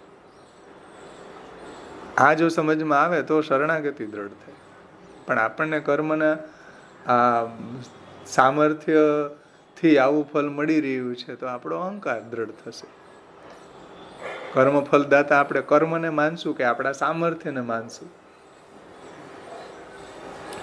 તો આપણે ઈગો જે છે એ બુસ્ટ થશે, અહંકાર વધશે આપણો. એટલે સ્વચ્છંદ સામર્થ્ય એકમાત્ર ભગવાનનું જ છે. સમજાણું ને? ભલે તમને તમારા કર્મથી ફળ મળતું બી હોય તો પણ ભગવાનને આપવું છે એટલે મળ્યું. સિસ્ટમ એણે ગોઠવી છે ફળ આપવાની, સિસ્ટમ પ્રોવાઈડર ઈ છે. હવે આવે છે પરબ્રહ્મ શ્રી કૃષ્ણ. ત્યાર પછી પરબ્રહ્મ શ્રી કૃષ્ણ. ઉપનિષદો જેને બ્રહ્મ, પરમાત્મા, આત્મા, સત્ય કે રસ કે આનંદ કે અનંત કે ભૂમા કે નારાયણ વગેરે જે કહે છે તે શ્રી કૃષ્ણ જ છે. એટલે શ્રી કૃષ્ણના જે આ નામો છે અલગ અલગ શાસ્ત્રોમાં એને અલગ અલગ રીતે વર્ણન કરવામાં આવ્યું છે. ભાગવત વગેરેમાં ભગવાન કહ્યું છે, ભગવદ્ ગીતામાં પરમાત્મા કહ્યું છે, ઉપનિષદોમાં આ રીતના બ્રહ્મ છે, પરમાત્મા, આત્મા, સત્ય, રસ, રસમ એવાયમ લબ્ધ્વા આનંદી ભવતી, રસો વૈસહ, આનંદ, અનંત, ભૂમા, યો વૈ ભૂમા તત્સુખમ, તો અથવા નારાયણ વગેરે ઉપનિષદોની અંદર કહ્યું છે. એ શ્રી કૃષ્ણ જ છે. તે જ પ્રમાણે પુરાણોમાં એને પરબ્રહ્મને ભગવાન કહેવામાં આવે છે. સ્મૃતિમાં એટલે ભગવદ્ ગીતા વગેરેમાં પુરુષોત્તમ કે પરમાત્મા કે પરમેશ્વર કહેવામાં આવે છે. તે પણ શ્રી કૃષ્ણ જ છે. આથી પૂર્વોક્ત બધા અલૌકિક ગુણો પરબ્રહ્મ શ્રી કૃષ્ણના જ છે. જેટલા બી અલૌકિક ગુણો છે આ બધા એ પરબ્રહ્મ શ્રી કૃષ્ણના જ છે એમ સમજવું જોઈએ. બ્રહ્મેતિ પરમાત્મેતિ ભગવાનેતિ શબ્યતે તૃતીયમ વાચ્યમ ક્રમેણૈવ મયાત્રયી. પછી અક્ષરબ્રહ્મ. અક્ષરબ્રહ્મ એ સૃષ્ટિને પ્રગટ કરવાની ઈચ્છા થતાં પરબ્રહ્મ સહુ પ્રથમ પોતાના અક્ષરબ્રહ્મ રૂપી પાસાને સક્રિય કરે છે. એટલે જ્યારે પ્રભુને સૃષ્ટિ ઉત્પન્ન કરવી હોય તો ભગવાન પ્રથમ અક્ષરબ્રહ્મને પ્રગટ કરે છે. બ્રહ્મનું જ પાસું છે, બ્રહ્મનું જ રૂપ છે. અક્ષરબ્રહ્મને અક્ષર બ્રહ્મ રૂપી પાસાને સક્રિય કરે છે. અક્ષર બ્રહ્મમાં પરબ્રહ્મના સચ્ચિદ અને આનંદ આ ત્રણેય ગુણધર્મો પ્રગટ હોય છે. અક્ષર બ્રહ્મ છે એ પણ સચ્ચિદાનંદ રૂપ છે. એની અંદર બ્રહ્મના ત્રણેય ગુણધર્મો પ્રગટ હોય છે. પરબ્રહ્મની ઈચ્છાથી અક્ષર બ્રહ્મ જ જડ જીવાત્મક સૃષ્ટિ રૂપે પરિણમે છે. તદેવે તત્ પ્રકારેણ ભવતી ઇતિ શ્રુતેર્મતમ. મહાપ્રભુજી પણ સિદ્ધાંત મુક્તાવલીમાં કહે છે. તો જડ જીવાત્મક સૃષ્ટિ રૂપે અક્ષર બ્રહ્મ જ પરિણમે છે. એટલે અક્ષર બ્રહ્મમાંથી જ આ જડ અને જીવો બધા પ્રગટ થાય છે. યથાગ્ને ક્ષુદ્ર વિસ્ફુલિંગા વિચરંતી એ ન્યાય. આથી સૃષ્ટિને પ્રગટ કરવા માટે પરબ્રહ્મે ધારણ કરેલા સર્વ કારણ કારણ, જુઓ, સર્વ કારણ કારણ, સર્વ કારણ કારણ રૂપને, તો સર્વનું કારણ શું છે? 28 તત્વો. હમણાં આપણે જે ચાર્ટ જોશું એમાં પાછળ જે ચાર્ટ આપ્યું ને એમાં 28 તત્વોનું વર્ણન છે. એ બધાનું કારણ છે. અને 28 તત્વોનું પણ કારણ શું? તો કે અક્ષર બ્રહ્મ. એટલે સર્વ કારણ કારણ રૂપે અક્ષર બ્રહ્મ કહેવામાં આવે છે. અને પરબ્રહ્મ શ્રી કૃષ્ણ છે. સર્વ કારણ કારણ અક્ષર બ્રહ્મ છે. અક્ષર બ્રહ્મમાંથી આ જગત પ્રગટ થયું છે. 28 તત્વો જે આ ચાર્ટની અંદર પાછળ આપ્યા છે, જુઓ 2 પેજ મૂકીને જે ચાર્ટ આપ્યો ને એમાં કાલ, કર્મ, સ્વભાવ, પ્રકૃતિ, પુરુષ, પછી પ્રકૃતિમાંથી મહદ, મહદમાંથી અહંકાર એટલે પ્રાણ બુદ્ધિ, પછી તામસ અહંકાર, રાજસ અહંકાર, સાત્વિક અહંકાર, તામસ અહંકારમાંથી પંચ તન્માત્રા, પંચ તન્માત્રામાંથી પંચ મહાભૂતો, રાજસ અહંકારમાંથી 10 વિધ ઇન્દ્રિયો, સાત્વિક અહંકારમાંથી મન. આ કુલ મિલા કે બધું 28 તત્વો થાય ને એ બધાનું કારણ શું? ઉપર જુઓ, સર્વ કારણ કારણભૂત અક્ષર બ્રહ્મ છે ને. તો સર્વનું કારણ આ 28 તત્વો, એનું પણ કારણ અક્ષર બ્રહ્મ.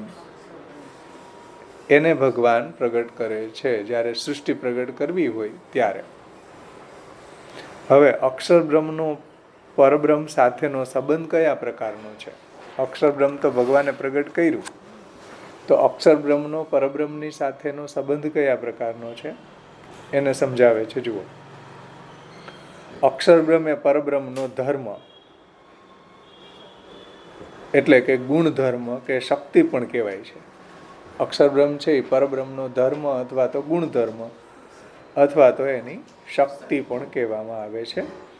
અને પરબ્રહ્મનું ધામ એટલે કે નિવાસ સ્થાન પણ કહેવાય છે. પરબ્રહ્મને બિરાજવાનું ધામ પણ અક્ષર બ્રહ્મ છે. આથી અક્ષર બ્રહ્મનો પરબ્રહ્મ સાથે ધર્મ ધર્મીનો સંબંધ છે તથા ધામ અને ધામી હોવાનો વિલક્ષણ સંબંધ છે. સમજો, બે રીતે સમજાવે છે. ધર્મ ધર્મી સંબંધ અને ધામ અને ધામી સંબંધ એને સમજાવે છે. જો હવે એમાં ધર્મ ધર્મી સંબંધને સમજાવે છે. ધર્મ હંમેશા ધર્મીમાં જ રહેતો હોય છે. જુઓ, ધર્મ હંમેશા ધર્મીમાં જ રહેતો હોય છે. દાખલા તરીકે પુષ્પ ધર્મી છે તો એમાં રહેનારી ગંધ પુષ્પનો ધર્મ છે. સૂર્ય ધર્મી છે તો સૂર્યમાં રહેનારો પ્રકાશ એનો ધર્મ છે. અક્ષર બ્રહ્મ એ પરબ્રહ્મનો ધર્મ કે શક્તિ છે. આથી ધર્મ દૃષ્ટિથી તેનો વિચાર કરવામાં આવે ત્યારે સૂર્યના પ્રકાશની માફક અક્ષર બ્રહ્મ પરબ્રહ્મમાં રહેલું જણાય છે. ધર્મ ધર્મીનો વિચાર કરીએ તો અક્ષર બ્રહ્મ પરબ્રહ્મમાં રહેલું છે. કેમ કે ધર્મ હંમેશા ધર્મીમાં રહે છે. અને ધામ અને ધામીનો વિચાર કરીએ ત્યારે એનાથી ઉલટું કે ધામી છે એ ધામની અંદર રહે છે. ધર્મીનો વિચાર કરીએ ત્યારે ધર્મ છે એ ધર્મીમાં રહે છે, એટલે અક્ષર બ્રહ્મ છે એ પરબ્રહ્મમાં રહે છે. પછી બીજી રીતે એને સમજાવે છે ધામ અને ધામી સંબંધ. આ ધર્મ અને ધર્મી સંબંધ આપણે જોયો. હવે આવે છે ધામ અને ધામી સંબંધ. તો ઘરના માલિકને ધામી કહેવામાં આવે છે. ધામ એટલે ઘર. ઘરના માલિકને ધામી કહેવામાં આવે છે, જ્યારે કે ઘરને ધામ કહેવામાં આવે છે. તો ધામી છે એ ક્યાં રહે? તો કે ધામમાં રહે છે. અક્ષર બ્રહ્મ એ પરબ્રહ્મનું ધામ છે.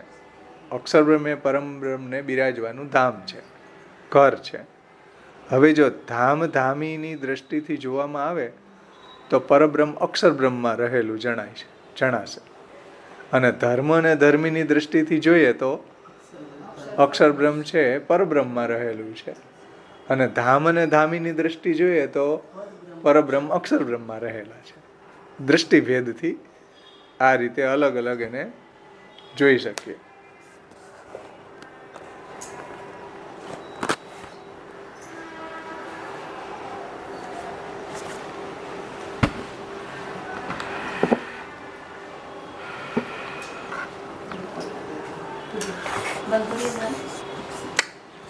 એટલે તમે આમ ફરો, ધર્મ અને ધર્મીના દ્રષ્ટિથી વિચારો તો અક્ષર બ્રહ્મ પરબ્રહ્મમાં બિરાજે છે. અને ધામ અને ધામીની દ્રષ્ટિથી વિચારીએ તો અક્ષર બ્રહ્મ જે છે એમાં પરબ્રહ્મ બિરાજે છે, પરબ્રહ્મ અક્ષર બ્રહ્મમાં બિરાજે છે. હવે જુઓ, પરબ્રહ્મમાં અક્ષર બ્રહ્મ અને અક્ષર બ્રહ્મમાં પરબ્રહ્મ. આ સંબંધ મનુષ્યની ક્ષુદ્ર બુદ્ધિથી સમજમાં ન આવે એવો અશક્ય સંબંધ જણાય છે. કે આવું કેવી રીતના હોય કે પરબ્રહ્મમાં અક્ષર બ્રહ્મ ને અક્ષર બ્રહ્મમાં પરબ્રહ્મ? તો આપણી ક્ષુદ્ર બુદ્ધિથી આ સમજમાં ન આવે એવો અશક્ય સંબંધ જણાય છે. પરંતુ વિરુદ્ધ ધર્માશ્રય હોવાથી બ્રહ્મને માટે કંઈ પણ અશક્ય નથી. બ્રહ્મ વિરુદ્ધ ધર્માશ્રય હોવાથી બ્રહ્મને માટે કંઈ પણ અશક્ય નથી હોતું. અક્ષર બ્રહ્મ અને પરબ્રહ્મ વચ્ચે અક્ષર બ્રહ્મ અને પરબ્રહ્મ વચ્ચેના આ વિલક્ષણ સંબંધને વસ્ત્ર અને તાતણાના દ્રષ્ટાંતના આધારે થોડાક અંશે સમજી શકાય છે. તો અક્ષર બ્રહ્મ અને પરબ્રહ્મના સંબંધ છે એ વિલક્ષણ છે. અક્ષર બ્રહ્મ અને પરબ્રહ્મ વચ્ચેના આ વિલક્ષણ સંબંધને આપણે વસ્ત્ર અને એના તાણાવાણા, એના તાતણા, એના દ્રષ્ટાંતથી થોડું આપણે એક અંગુલી નિર્દેશ આપણે કરી શકીએ, એક સમજી શકીએ થોડું ઘણું એમ. જુઓ, એક તૈયાર વસ્ત્રને જો અવયવીના રૂપમાં જોવામાં આવે તો કપડામાં વણાયેલા તાણાવાણા કપડાના અવયવ રૂપે જણાશે. એટલે જે તમે અત્યારે ચાદર ઉપર બેઠા છો એ જે ઓછાડ છે એમાં તાણાવાણા જે છે એ એના અવયવો છે, અને એ જે ઓછાડ છે કે એ વસ્ત્ર છે એ અવયવી છે. સમજાઈશ ને ભાઈ? કપડામાં વણાયેલા તાણાવાણા કપડાના અવયવ રૂપે જણાશે. અને કપડું જે છે, વસ્ત્ર છે, એ શું છે? હા, અવયવી. અવયવી અને અવયવ. આ દ્રષ્ટિથી જોતા વસ્ત્રને ધર્મી અને તાણાવાણાને ધર્મ કહેવાય છે. ભાઈ, તાણાવાણાથી વસ્ત્ર બનેલું છે.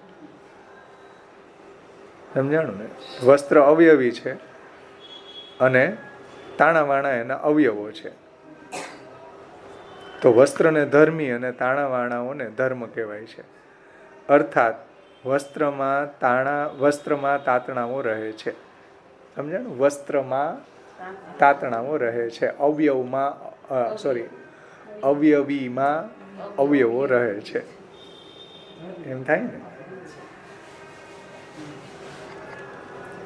ધર્મીમાં ધર્મ રહે છે. ધર્મી વસ્ત્ર, તાણાવાણા એનો ધર્મ, તાતણાઓ એનો ધર્મ છે, એમ કહેવું પડશે. અને આ દ્રષ્ટાંતને બીજી દ્રષ્ટિથી વિચારીએ તો તાણાવાણાને વણવાથી કપડું તૈયાર થતું હોય છે. સમજો? હવે બીજી દ્રષ્ટિથી સમજાવે છે કે ભાઈ તાણા વાણાને વણવાથી કપડું બનતું હોય છે. આથી તાતણાઓ કપડાનું ઉપાદાન કે સમવાયી કારણ કહેવાશે. તાતણાઓ છે એ કપડાનું ઉપાદાન કારણ કયો કે સમવાયી, બે પર્યાયવાચી શબ્દો છે. નૈયાયિકો સમવાયી શબ્દ વાપરે છે, આપણે ત્યાં ઉપાદાન શબ્દ વપરાય છે. જેમ ઘડાનું ઉપાદાન કારણ માટી છે, એમ કપડાનું ઉપાદાન કારણ તાતણાઓ છે. તાતણાઓ કપડાનું ઉપાદાન કે સમવાયી કારણ કહેવાશે. જેમાં કાર્ય ઉત્પન્ન થતું હોય છે, એટલે તાતણાઓ કપડાનું ઉપાદાન છે, ઉપાદાન કે સમવાયી કારણ કહેવાશે કે જેમાં કાર્ય ઉત્પન્ન થતું હોય છે. થયું ને, તાણા વાણાથી કાર્ય ઉત્પન્ન થયું ને વસ્ત્ર. તાતણાઓમાં ઉત્પન્ન થતું હોવાથી કપડું કાર્ય કહેવાય છે. કાર્ય હંમેશા પોતાના ઉપાદાન કારણમાં રહેતું હોય છે. આ કાર્ય ક્યાં રહે? પેલા એના ઉપાદાન કારણમાં રહેતું હોય છે. સમજો, જેમ માટલું છે એ માટીમાં, કે ઘરેણાં છે એ સોના ચાંદીમાં રહેલા હોય છે, કારણ કે કારણને ધર્મી કહેવાય છે, જ્યારે કાર્યને ધર્મ કહેવામાં આવે છે. સમજમાં આવ્યું? એટલે આ દ્રષ્ટિથી જોવા જતાં તાણા વાણાઓ ધર્મી બની જાય છે અને કપડું એનો ધર્મ બની જાય છે. હવે આપણને તાતણાઓમાં કપડું રહેતું હોય એવું લાગશે. આ દ્રષ્ટિથી જુઓ તો કપડું ક્યાં રહે છે? તાતણાઓમાં રહે છે. અને ઉપર જે દ્રષ્ટિ આપી આની ધર્મ અને ધર્મીની, તો કપડું ધર્મી છે અને તાણા વાણાઓ ધર્મ છે. તો તાણા વાણાઓ કપડામાં રહેતા હોય એ રીતે આપણને લાગે. અને ઉપાદાનના એંગલથી જોઈએ આપણે, કાર્યકારણના એંગલથી જુઓ તો કપડું તાણા વાણામાં રહે છે.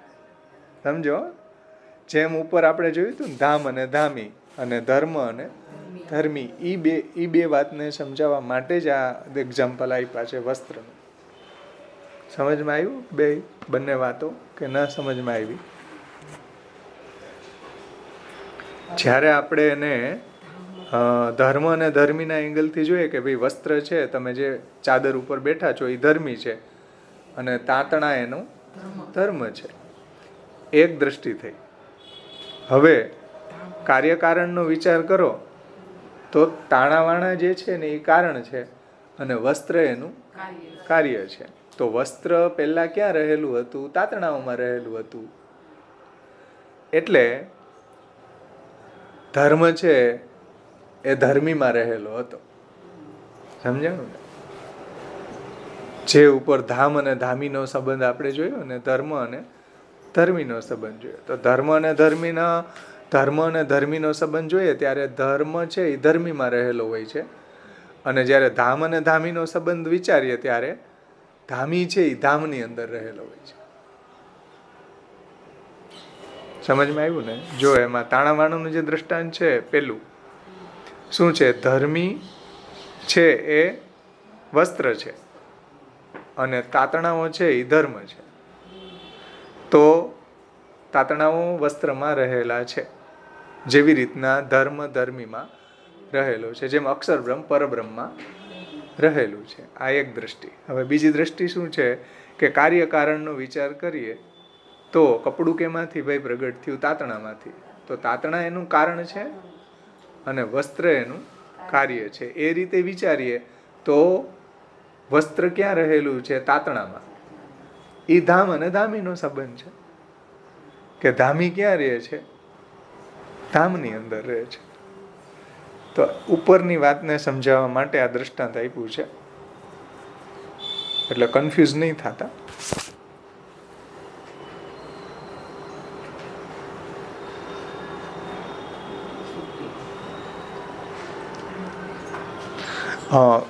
ઉપરોક્ત દ્રષ્ટાંતમાં આપણે જોયું કે જોવાનો દૃષ્ટિકોણ બદલાઈ જવાથી જોવાનો દૃષ્ટિકોણ બદલાઈ જવાથી ધર્મીમાં પણ પરસ્પર ઉલટા સુલટું હોય છે ને? ધર્મીનો વિચાર કરો તો ધર્મીમાં રહે છે, અને ધામ અને ધામીનો વિચાર કરો તો ધામી ક્યાં રહે છે? ધામમાં રહે છે. આ રીતના ઉલટા સુલટી હોય છે. એટલે જોવાની એક દૃષ્ટિની અલગ અલગ સિફત છે. એ જ પ્રમાણે અક્ષર બ્રહ્મને પણ જોવાનો દૃષ્ટિકોણ બદલાતા અક્ષર બ્રહ્મ ક્યારેક ધર્મ રૂપે તો ક્યારેક ધામ રૂપે પ્રતીત થાય છે. સમજાણું ને? અક્ષર બ્રહ્મને તમે આ રીતે દ્રષ્ટિથી જુઓ તો અક્ષર બ્રહ્મ ક્યારેક એ પરબ્રહ્મનો ધર્મ છે, અને ક્યારેક પરબ્રહ્મને બિરાજવાનું ધામ છે. એ રીતે દૃષ્ટિભેદથી એને આપણે અલગ અલગ રીતે જોઈ શકીએ. સમજમાં આવ્યું ને? એક જ વાતને અલગ અલગ દૃષ્ટિથી જોઈએ તો આપણને અલગ અલગ રીતે દેખાય. ગણિતાનંદ. હવે અક્ષર બ્રહ્મ જે છે એ કેવું છે? ગણિતાનંદ જે શબ્દ છે એને બધા અલગ અલગ રીતે સમજાવે. ટીકાકારો છે એ અલગ અલગ રીતે સમજાવે. એ આપણે જોશું. તો પરબ્રહ્મને જો ફૂલ સમજવામાં આવે તો અક્ષર બ્રહ્મ એની સુગંધ છે. જુઓ, પરબ્રહ્મને જો ફૂલ સમજવામાં આવે તો અક્ષર બ્રહ્મ એની સુગંધ છે. એ ધર્મ અને ધર્મીનો વિચાર થયો ને? સુગંધની તીવ્રતા જેટલી ફૂલમાં હોય તેટલી પ્રસરેલ સુગંધમાં હોતું નથી. એટલે સુગંધની તીવ્રતા જેટલી ફૂલમાં હોય એટલી બધી જગ્યાએ ફેલાયેલી હોય ત્યાં ન હોય. તે જ પ્રમાણે જેટલો આનંદ પરબ્રહ્મમાં હોય એટલો અક્ષર બ્રહ્મમાં પ્રગટ જણાતો નથી. પ્રગટ નથી, છે ખરી. સમજો, જેટલો આનંદ પરબ્રહ્મમાં છે એટલો અક્ષર બ્રહ્મમાં જણાતો, એટલો પ્રગટ જણાતો નથી ભાઈ. એનો મતલબ નથી એવું નથી, છે. આ કારણે અક્ષર બ્રહ્મને ગણિતાનંદ કહેવાય છે.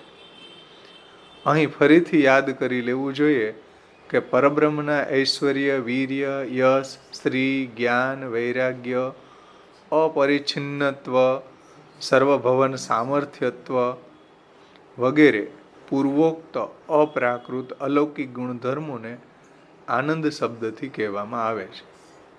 અહીં કીધું ને ગણિતાનંદ, એમ કીધું ને, તો અહીંયા આનંદ શબ્દથી અહીંયા પરબ્રહ્મનું જે ઐશ્વર્ય, અનંત વીર્ય, અનંત શ્રી, અનંત જ્ઞાન, અનંત વૈરાગ્ય, અપરિચ્છિન્નત્વ અને સર્વભવન સામર્થ્યત્વ, એને આનંદ ધર્મથી ઓળખવામાં આવે છે. હવે અક્ષર બ્રહ્મને ઘણા ટીકાકારો ગણિતાનંદ કહે છે કે ગણી શકાય એવો આનંદ છે, પણ હકીકતમાં એવું નથી. આનંદ પ્રગટ જણાતો નથી એમ સમજો. શ્યામબાવા એને એ રીતે સમજાવે છે કે ભાઈ ગણિતાનંદ કમ છે ને એ નેગેશનમાં વપરાય, કમ ન હોવાના અર્થમાં વપરાય. તો ગણિતાનંદ જ્યાં નથી એનો મતલબ શું થાય? હા, ગણિતાનંદ જ્યાં નથી એનો મતલબ કે અગણિતાનંદ છે. જેવો ભગવાનનો આનંદ છે એવો જ અક્ષર બ્રહ્મનો આનંદ છે. ગણિતાનંદ કમ બૃહદ. મહાપ્રભુજી એ શબ્દ મૂક્યો ને, કૃષ્ણ સેવા સદા કાર્ય, એમાં આવે ને પરબ્રહ્મ તું કૃષ્ણો હિ સચ્ચિદાનંદ કમ બૃહદ. તો કમ છે ને એ નેગેશનમાં વપરાય. પ્રાકૃતા સકલા દેવા ગણિતાનંદ કમ બૃહદ પૂર્ણાનંદો હરીશ તસ્માત કૃષ્ણ એવા ગતિર. તો શ્યામબાવાશ્રીનો મત એવો છે કે ભાઈ કમ છે એ નેગેશન માટે વપરાય છે, અને ગણિતાનંદ જ્યાં નથી, સમજો, ગણિતાનંદ ઓછું છે એમ નહીં, ગણિતાનંદ જ્યાં નથી એટલે અગણિત આનંદ જ્યાં છે એવું અક્ષર બ્રહ્મ છે. અને કોઈ ટીકાકારો એવો અર્થ કરે છે કે ભાઈ કમ એટલે પ્રગટ નથી જણાતું, એમ છે ખરી એમાં આનંદ, પૂર્ણ આનંદ છે પણ પ્રગટ જણાતું નથી. જ્યાં અહીંયા અર્થ કર્યો ને કે અક્ષર બ્રહ્મમાં પ્રકટ જણાતું નથી, છે પરબ્રહ્મની જેમ પૂર્ણાનંદ. અને ઘણા લોકો બોલચાલની ભાષામાં એમ કહી દેતા હોય કે ગણિત અક્ષર બ્રહ્મ છે એ ગણી શકાય એવા આનંદવાળું છે. આ સાવ ખોટું છે. કેમ કે ઉપનિષદોની અંદર જે આનંદની ગણના કરવામાં આવી ત્યાં એ કોઈ એમ માનુષ આનંદ એટલે જે એક 100 મનુષ્યના આનંદ બરાબર એક એના રાજાનો આનંદ, એક રાજાના આનંદ એટલે 100 રાજાના આનંદ બરાબર એક સ્વર્ગલોકનો આનંદ, 100 સ્વર્ગલોકના આનંદ બરાબર એક ગંધર્વનો આનંદ, 100 ગંધર્વના આનંદ બરાબર એક દેવલોકનો આનંદ, 100 દેવના આનંદ બરાબર એક બૃહસ્પતિનો આનંદ, એમ કરતાં કરતાં ગઈને જ જાય, ચાલ્યા જ જાય, છેલ્લે અક્ષરબ્રહ્મ સુધી ગણના કરે. તો અક્ષરબ્રહ્મની ગણના ત્યાં બતાવી નથી. કેમ કે અક્ષરબ્રહ્મ છે એ પરબ્રહ્મની જેમ જ આનંદવાળું છે. સમજાણું ને? હા, પરબ્રહ્મ જેમ અગણિત આનંદ છે એમ અક્ષરબ્રહ્મ પણ એવું જ અગણિત આનંદ છે.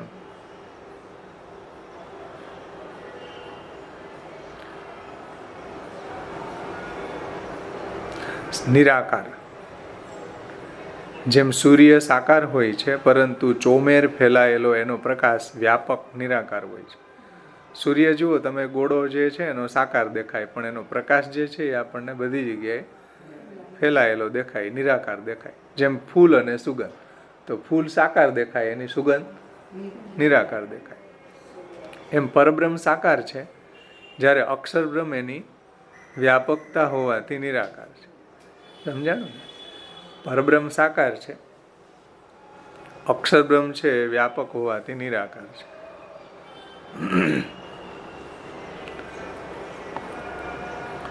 પરબ્રહ્મ સાકાર છે, જ્યારે કે અક્ષરબ્રહ્મ એની વ્યાપકતા હોવાથી નિરાકાર છે. અક્ષરબ્રહ્મની પ્રાપ્તિ જ્ઞાન માર્ગથી થાય છે, જ્યારે પરબ્રહ્મ શ્રી કૃષ્ણની પ્રાપ્તિ ભક્તિથી થાય છે. અક્ષરબ્રહ્મની પ્રાપ્તિ જ્ઞાન માર્ગથી થાય છે અને પરબ્રહ્મની પ્રાપ્તિ પુષ્ટિ ભક્તિથી, ભગવાનની નિરુપધિક ભક્તિ કરવાથી થાય છે. સમજમાં આવ્યું ને? નિરાકાર એટલે અક્ષરબ્રહ્મ જે છે એ વ્યાપક છે, પરબ્રહ્મ સાકાર છે તો અક્ષરબ્રહ્મ છે એ વ્યાપક છે. જેમ ફૂલ છે એ સાકાર છે તો એની સુગંધ વ્યાપક છે, એ રીતના. આપણે અહીંયા સુધી રાખીએ. હજી તમારું લેસન લેવાનું બાકી છે, આટલો ટોપિક આપણે આવતે વખતે લેશું. હવે તમારે મને સમજાવવાના આટલા ટોપિક જેટલા સમજાવ્યા એ બધા. પછી શાકભાજી લેવા જવાનું છે.